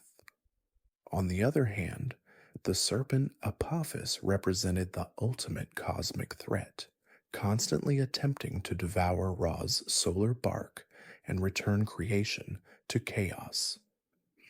This duality reflects the Egyptian understanding that the same natural force could be either protective or destructive depending on context and alignment with Ma'at. The hippopotamus, like the crocodile, had a dual nature in Egyptian symbolism. The goddess Taweret appeared as a pregnant hippopotamus standing upright, a protective deity who safeguarded women in childbirth. Yet male hippopotami were associated with Seth and considered dangerous embodiments of chaos, hunted by the pharaoh in ritual demonstrations of his power to maintain cosmic order by subduing chaos. The care and maintenance of sacred animals became increasingly elaborate during Egypt's later periods, particularly during Ptolemaic times, when animal cults reached their peak of popularity. Vast temple complexes employed hundreds of priests and attendants dedicated solely to the care of sacred creatures. Special breeding programs ensured a steady supply of animals with the proper markings, and enormous resources were dedicated to their mummification and burial. This flourishing of animal cults served multiple purposes. For ordinary Egyptians, offering a mummified animal to its associated deity provided an accessible way to communicate with the divine realm without the need for expensive statues or the services of high ranking priests. For the temple economy, the production and sale of animal mummies created a steady revenue stream that supported religious institutions during times of political change. The Greek writer Diodorus Siculus, who visited Egypt in the 1st century BCE, expressed amazement at the resources dedicated to animal cults. The care which the Egyptians lavish on cats is beyond telling. When a fire occurs, the Egyptians are much more concerned to save the cats than to extinguish the fire, and when a cat dies, they shave their eyebrows. And those who kill a cat, whether voluntarily or involuntarily, are put to death. While Diodorus's account likely exaggerates, it reflects the genuine astonishment outsiders felt at Egypt's reverence for animals. This attitude was often misunderstood by foreign visitors who failed to recognize the sophisticated theology behind the practice. The animals themselves were not gods. Rather, they were living vessels capable of embodying divine presence in the physical world, bridges between the realm of gods and the realm of humans. This profound respect for the animal kingdom extended beyond religious practice into broader Egyptian attitudes toward nature. Unlike many later civilizations that viewed nature primarily as a resource to be exploited, the Egyptians recognized their dependency on and integration with the natural world. The annual flood of the Nile, the migration of birds, the behavior of animals, all were part of a sacred cosmic order in which humans were participants, not masters. As you sink deeper into the peaceful embrace of sleep, imagine the sacred ibis of Thoth standing in meditative stillness at the edge of a marshy pool, its curved beak and thoughtful mien embodying divine wisdom. Picture the protective cat of Bastet curled at the foot of your bed, its gentle purr creating a shield of comfort around your dreams. Feel the kingly presence of Horus's falcon soaring high above, keeping watch with keen eyes that miss nothing. In recognizing the sacred in animals, the Egyptians reminded us that divinity expresses itself through all forms of life, that consciousness and spirit are not uniquely human attributes, but qualities shared in different measures by all living beings. This inclusive vision of the sacred embracing all of nature within its scope, offers a profound perspective that still resonates in our world today. In our next chapter, we will explore the divine nature of Egyptian kingship, examining how pharaohs straddled the worlds of gods and humans, serving as crucial intermediaries who maintained cosmic order through their sacred office. As your mind continues its peaceful journey deeper into relaxation, let us explore one of the most fascinating aspects of Egyptian religious thought: the divine nature of kingship. In the shadowy space between gods and humans stood the pharaoh, neither fully mortal nor completely divine, but a crucial intermediary whose sacred office maintained the delicate balance between the cosmic and earthly realms. Unlike modern rulers, who derive their legitimacy from constitutions, elections, or hereditary succession alone, the Egyptian pharaoh ruled by divine right in its most literal sense. The pharaoh was not merely chosen by the gods or blessed by them. In Egyptian theological understanding, the pharaoh was a god incarnate walking on earth, a living manifestation of divine power in human form. This concept of divine kingship emerged in Egypt's earliest dynastic period and remained central to Egyptian governance for over 3,000 years, evolving and adapting across dynasties, but never losing its essential character. At the heart of this theology lay a profound understanding of the pharaoh's dual nature, both divine and human, both Horus and the son of Osiris, both the image of perfection and a mortal being subject to human frailties. In the most fundamental formulation of royal theology, the living pharaoh was the earthly embodiment of Horus, the falcon-headed god who represented divine kingship. As we learned in earlier chapters, Horus was the son of Osiris and Isis, who avenged his father's murder and rightfully claimed the throne of Egypt. Every pharaoh, from the unification of Egypt until the Ptolemaic period, bore the title Living Horus, indicating that the god himself was present within the royal person. When the pharaoh died, he ceased to be Horus and instead became one with Osiris, the ruler of the afterlife. His successor then took on the mantle of Horus, continuing the eternal cycle of divine kingship. This Osiris-Horus-Osiris pattern created an unbroken chain of divine authority stretching across generations, linking each ruler to both his predecessors and successors through shared divine identity. Alongside this identification with Horus, the pharaoh was also considered the son of Ra, the sun god. From the 5th dynasty onward, pharaohs added son of Ra to their royal titulary, claiming direct divine parentage. This solar aspect of royal divinity emphasized the pharaoh's role as sustainer of life and order, just as the sun maintained cosmic patterns through its daily journey. To reinforce this divine parentage, a complex myth of royal birth developed, depicted in elaborate sequences on temple walls throughout Egypt. According to this divine birth myth, the supreme god, whether Amun, Ra, or another creator deity, would become enamored with the queen, the royal wife of the current pharaoh.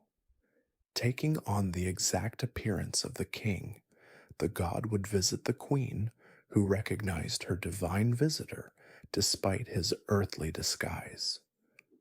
From their sacred union, a divine child would be conceived, the future pharaoh, who would carry the god's essence within his mortal body. The god would then announce to the queen that she would bear a son who would rule Egypt as the god's representative, bestowing upon the unborn child royal titles and promising divine protection throughout his life. This divine birth story served multiple theological purposes. It established the pharaoh's legitimacy as both divine offspring and legitimate royal heir.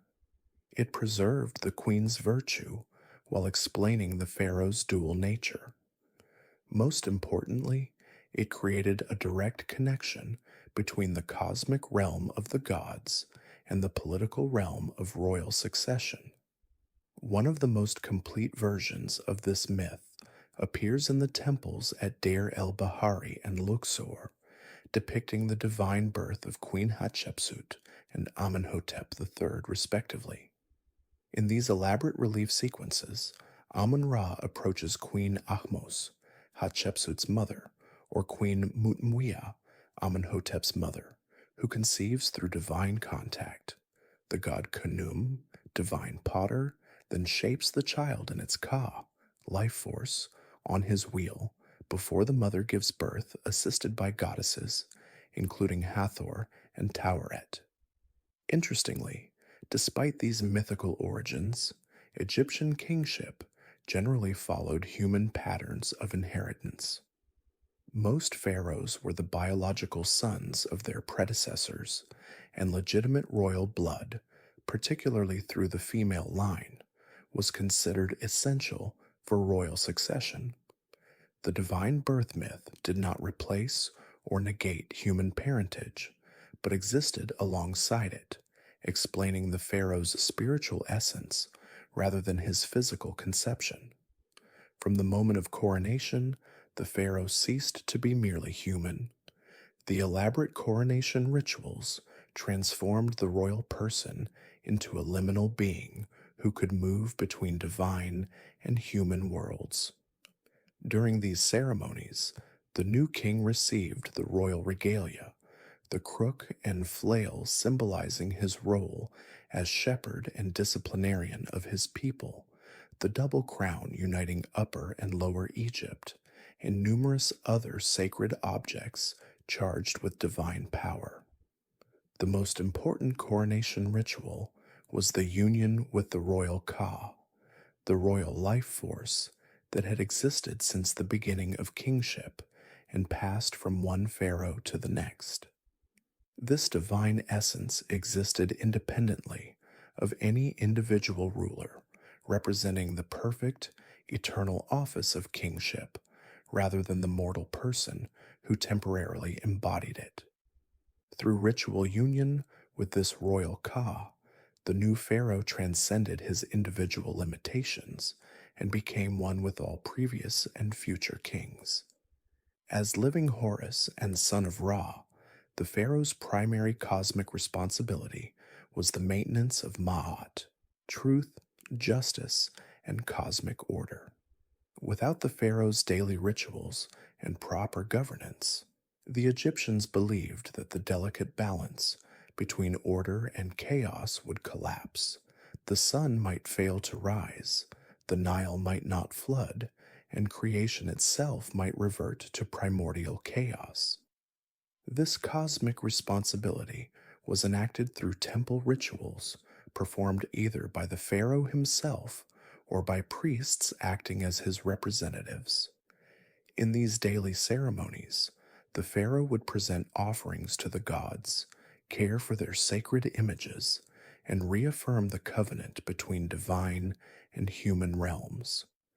These were not mere devotional acts, but crucial cosmic maintenance, without which the world could not continue to function properly.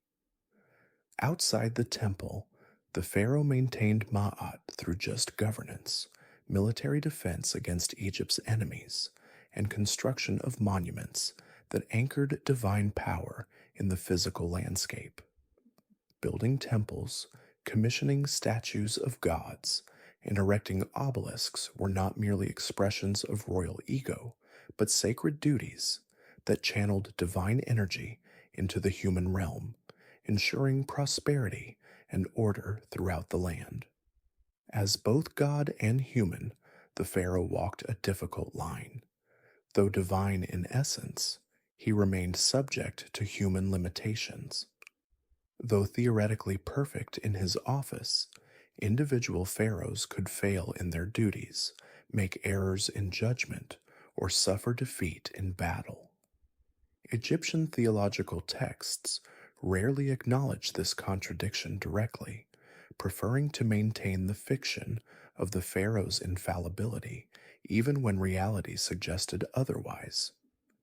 When military defeats or natural disasters occurred, they were typically attributed not to the pharaoh's personal failings, but to the people's lack of proper devotion or the malevolent interference of foreign gods or demons.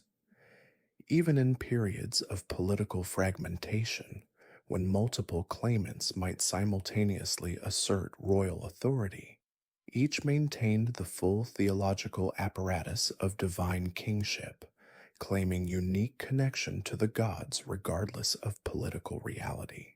The physical body of the pharaoh, as the vessel of divine presence, required special care both in life and after death. Royal regimens of food, exercise, and ritual purification maintained the pharaoh's bodily purity, separating him from ordinary human functions and limitations. After death, elaborate mummification preserved the royal body, creating an eternal dwelling place for the royal Ka and Ba. Royal tombs, from the earliest dynastic burials to the massive pyramids of the Old Kingdom and the hidden sepulchres of the Valley of the Kings, reflected the unique status of the pharaoh in Egyptian theology. These were not merely grand graves, but resurrection machines, designed to transform the deceased king into an eternal divine being who would join the cosmic gods while maintaining beneficial influence over Egypt. One of the most intriguing aspects of Egyptian royal mythology was the Eswaidat festival, or Jubilee celebration, typically held after the pharaoh had ruled for 30 years and at regular intervals thereafter. During this elaborate ceremony, the aging pharaoh would perform a ritual run around a designated course, demonstrating his continued physical vigor and receiving renewed divine energy. Some scholars interpret the Esesed festival as a ritualized version of an archaic practice in which kings who had grown too old or weak were actually killed and replaced.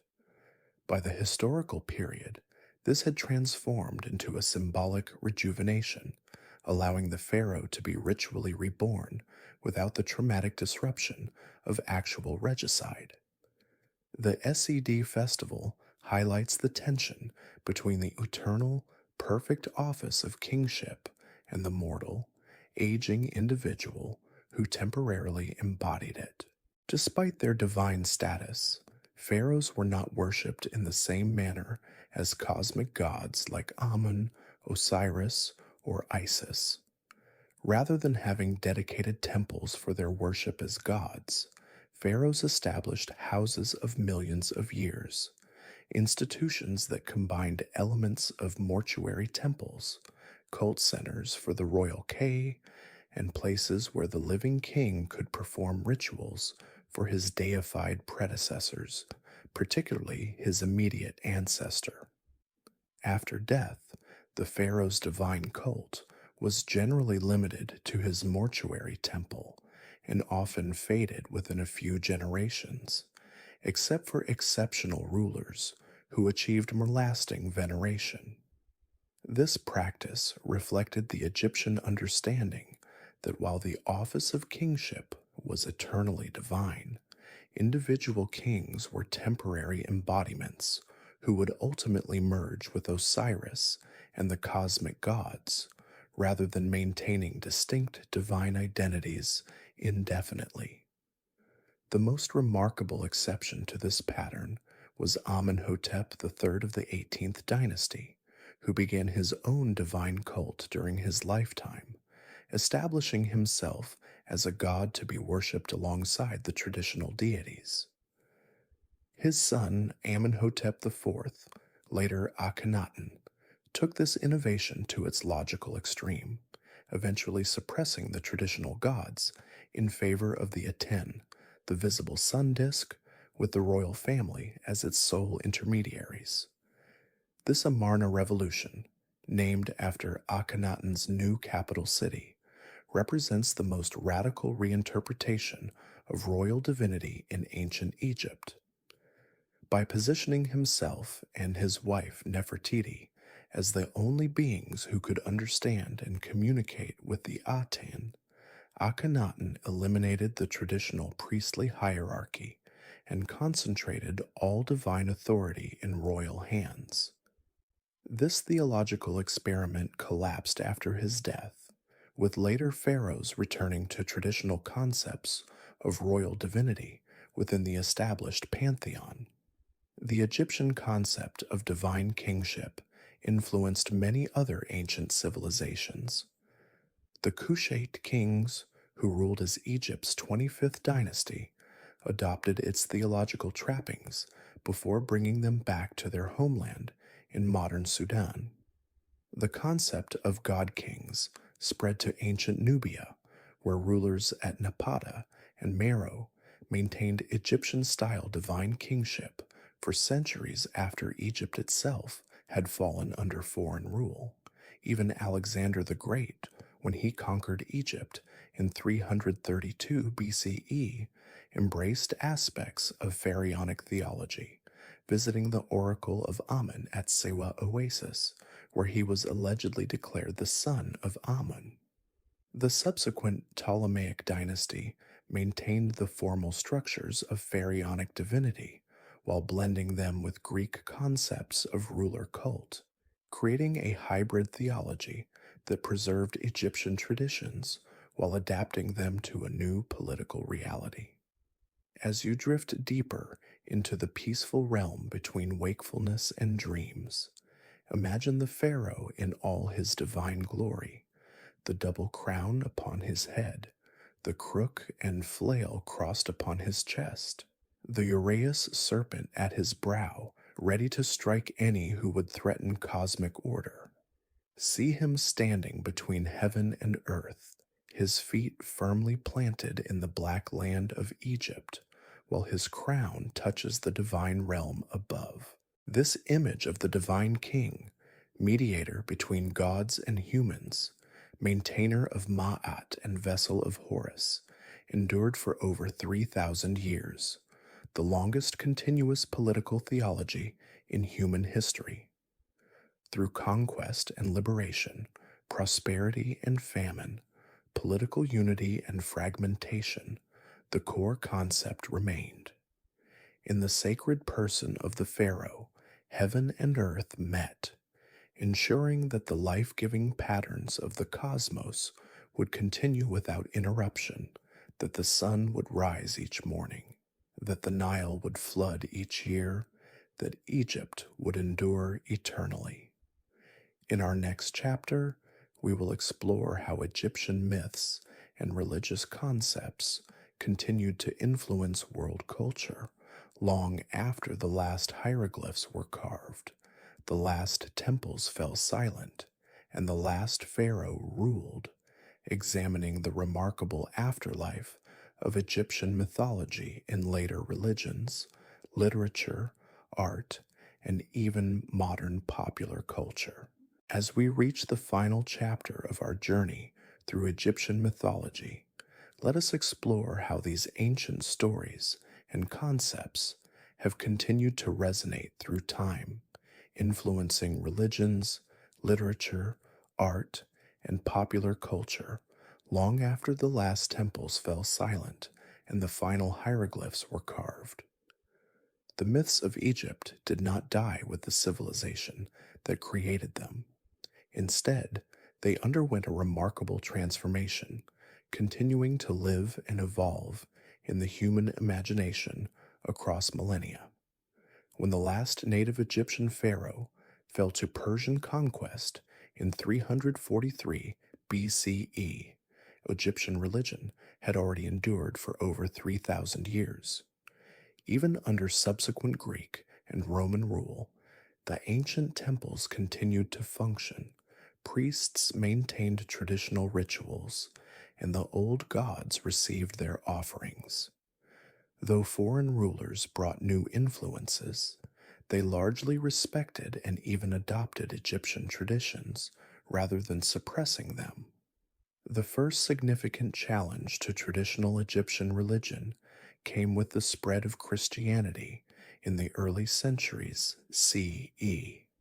By the late 4th century, when Roman Emperor Theodosius I banned pagan practices throughout the empire, the ancient temples began to close, their priests dispersed, and the knowledge of hieroglyphic writing gradually disappeared. The final blow came with the Arab conquest of Egypt in the 7th century, after which Islam became the dominant religion. Yet, even as the formal worship of Egyptian deities faded, elements of the old beliefs persisted in transformed ways. Early Egyptian Christianity, particularly Coptic traditions, absorbed numerous aspects of ancient practices. The ancient Egyptian Ankh, symbol of life, evolved into the Coptic cross. Images of Isis nursing the infant Horus influenced representations of the Madonna and Child. Egyptian concepts of divine kingship and the afterlife found echoes in Christian theology. During Europe's medieval period, direct knowledge of ancient Egyptian beliefs was largely lost, replaced by fantastical interpretations based on classical Greek and Roman writings. Egypt became a land of mystery and magic in the European imagination, a reputation enhanced by misunderstandings of hieroglyphic writing, which many believed contained secret, esoteric knowledge. The Renaissance brought renewed interest in Egypt, though still filtered through classical perspectives. Scholars began studying Egypt's monuments with fresh eyes, though they lacked the key to reading hieroglyphs.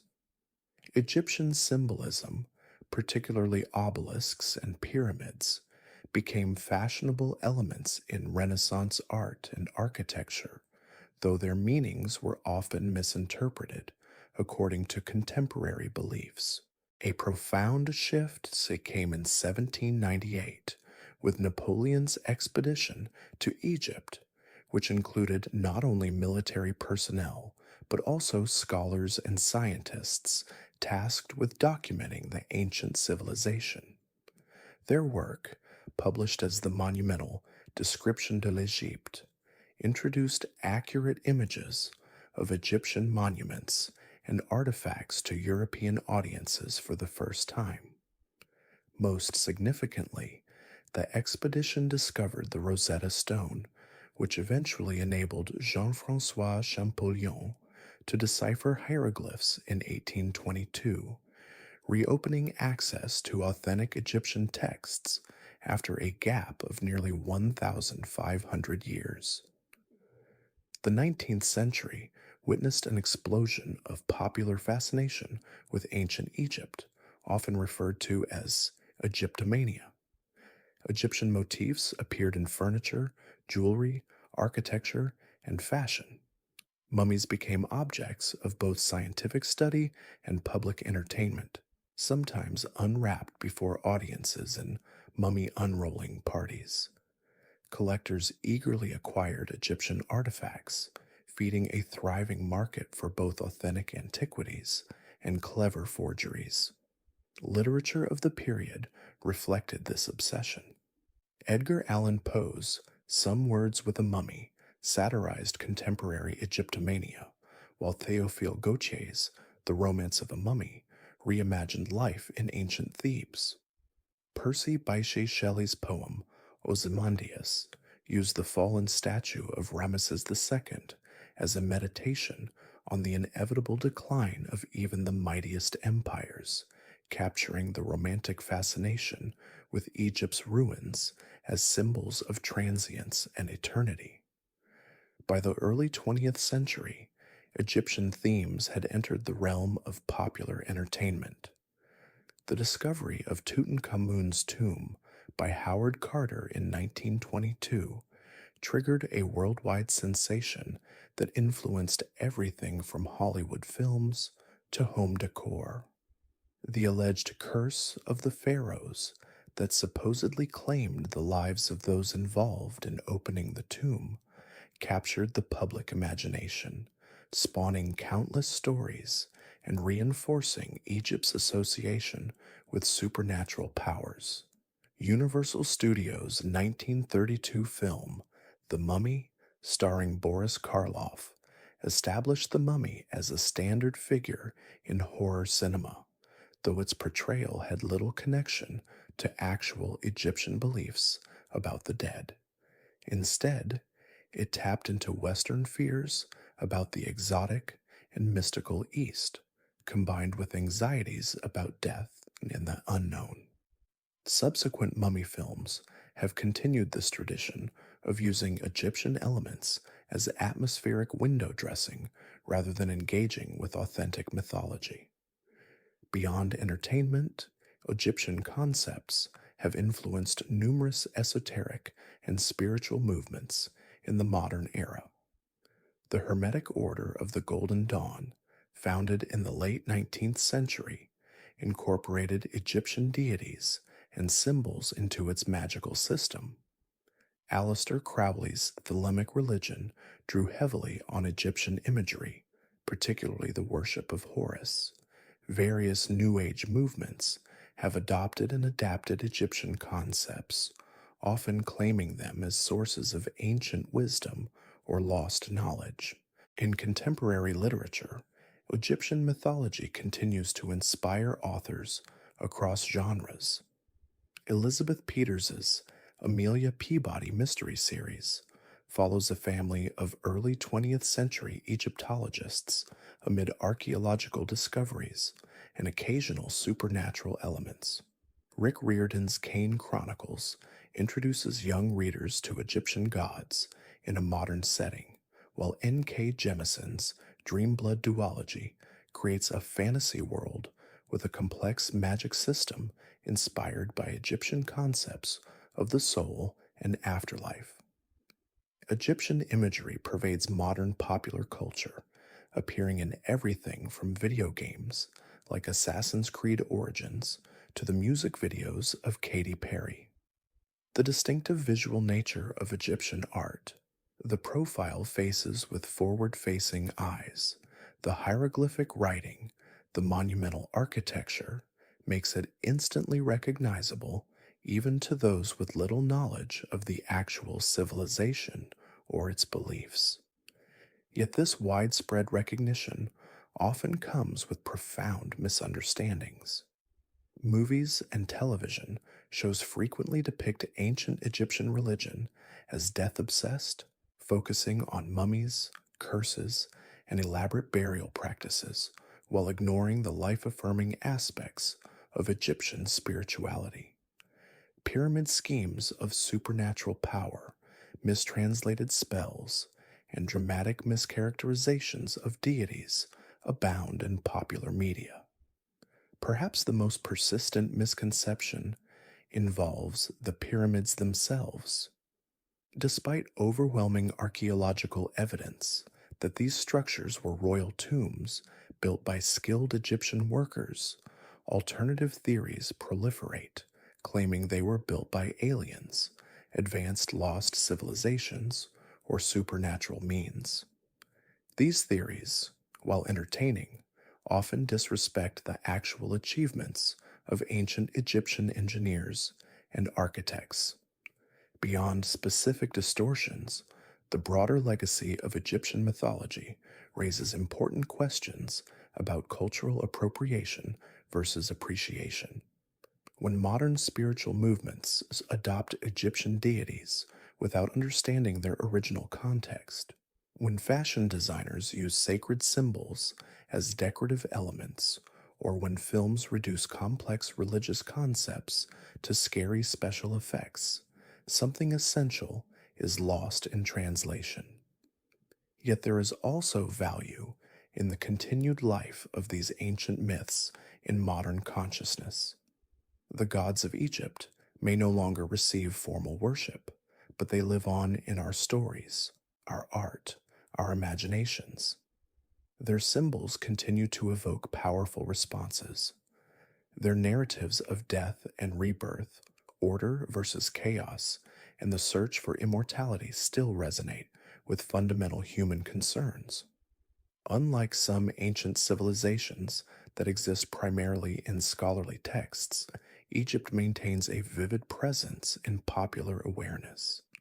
The visual splendor of its art, the monumental scale of its architecture, and the inherent drama of its myths ensure that even as details are forgotten or misunderstood, the essence of Egyptian cultural achievement remains compelling. In museums around the world, visitors still stand in awe before sarcophagi and canopic jars, golden masks, and painted papyri. Children still learn about hieroglyphs in school, drawing cartouches of their names and marveling at a writing system that combines pictures and symbols. Tourists still flock to the pyramids and temples, trying to imagine the civilization that created such enduring monuments. This persistent fascination suggests that Egyptian mythology speaks to something fundamental in human experience. The Egyptian preoccupation with life after death reflects our universal confrontation with mortality. Their concepts of Ma'at embody our ongoing search for justice and cosmic order. Their gods, with both animal and human aspects, remind us of our connection to the natural world and the complexity of consciousness itself. Perhaps most significantly, Egyptian mythology offers a vision of time that contrasts sharply with our modern linear perspective. For the ancient Egyptians, time was both linear and cyclical. Events progressed, but within recurring patterns like the daily solar journey and the annual Nile flood. This cyclical understanding offered reassurance that chaos would always give way to order, that death would always lead to rebirth, that what seems like an ending might actually be a transformation. In our rapidly changing world, this ancient wisdom offers a measure of comfort, like Ra descending into the underworld each night, only to emerge renewed at dawn, like Osiris transformed from murdered king to lord of eternity, like the phoenix like Bennu bird regenerating from its own ashes. We too may find renewal after apparent endings. As you drift now toward sleep, the daily small death from which we are all reborn, imagine the ancient Egyptian night sky stretching above you, the same stars that ancient eyes once watched. Picture the sacred bark of Ra making its nighttime journey through the underworld, battling and overcoming the forces of chaos so that the sun might rise again in the morning. Feel yourself wrapped in the protective wings of Isis, hearing the soothing rattles of Hathor's sistrum, guarded by the watchful gaze of Anubis. The gods of Egypt, though no longer worshipped in temples of stone, continue their eternal existence in the temple of human memory and imagination. Their myths remind us that beauty endures, that order returns after chaos, that wisdom accumulates across generations, and that in both life and stories, endings give birth to new beginnings. May your dreams be peaceful, guided by ibis-headed Thoth through realms of wisdom and wonder. May your awakening tomorrow mirror Ra's triumphant emergence from the eastern horizon, renewed and ready to experience the world afresh. And may the ancient myths of Egypt continue to inspire and comfort you, connecting you to a tradition of human meaning making that stretches back to the very dawn of civilization. Good night, dear listener, as you join the eternal cycle of sleep and awakening that the Egyptians recognized as one of the fundamental rhythms of existence. In the gentle darkness behind your eyelids, may you find the same creative potential that the ancient Egyptians saw in the waters of Nun. the possibility of renewal and transformation and rebirth that makes each day an opportunity for wonder.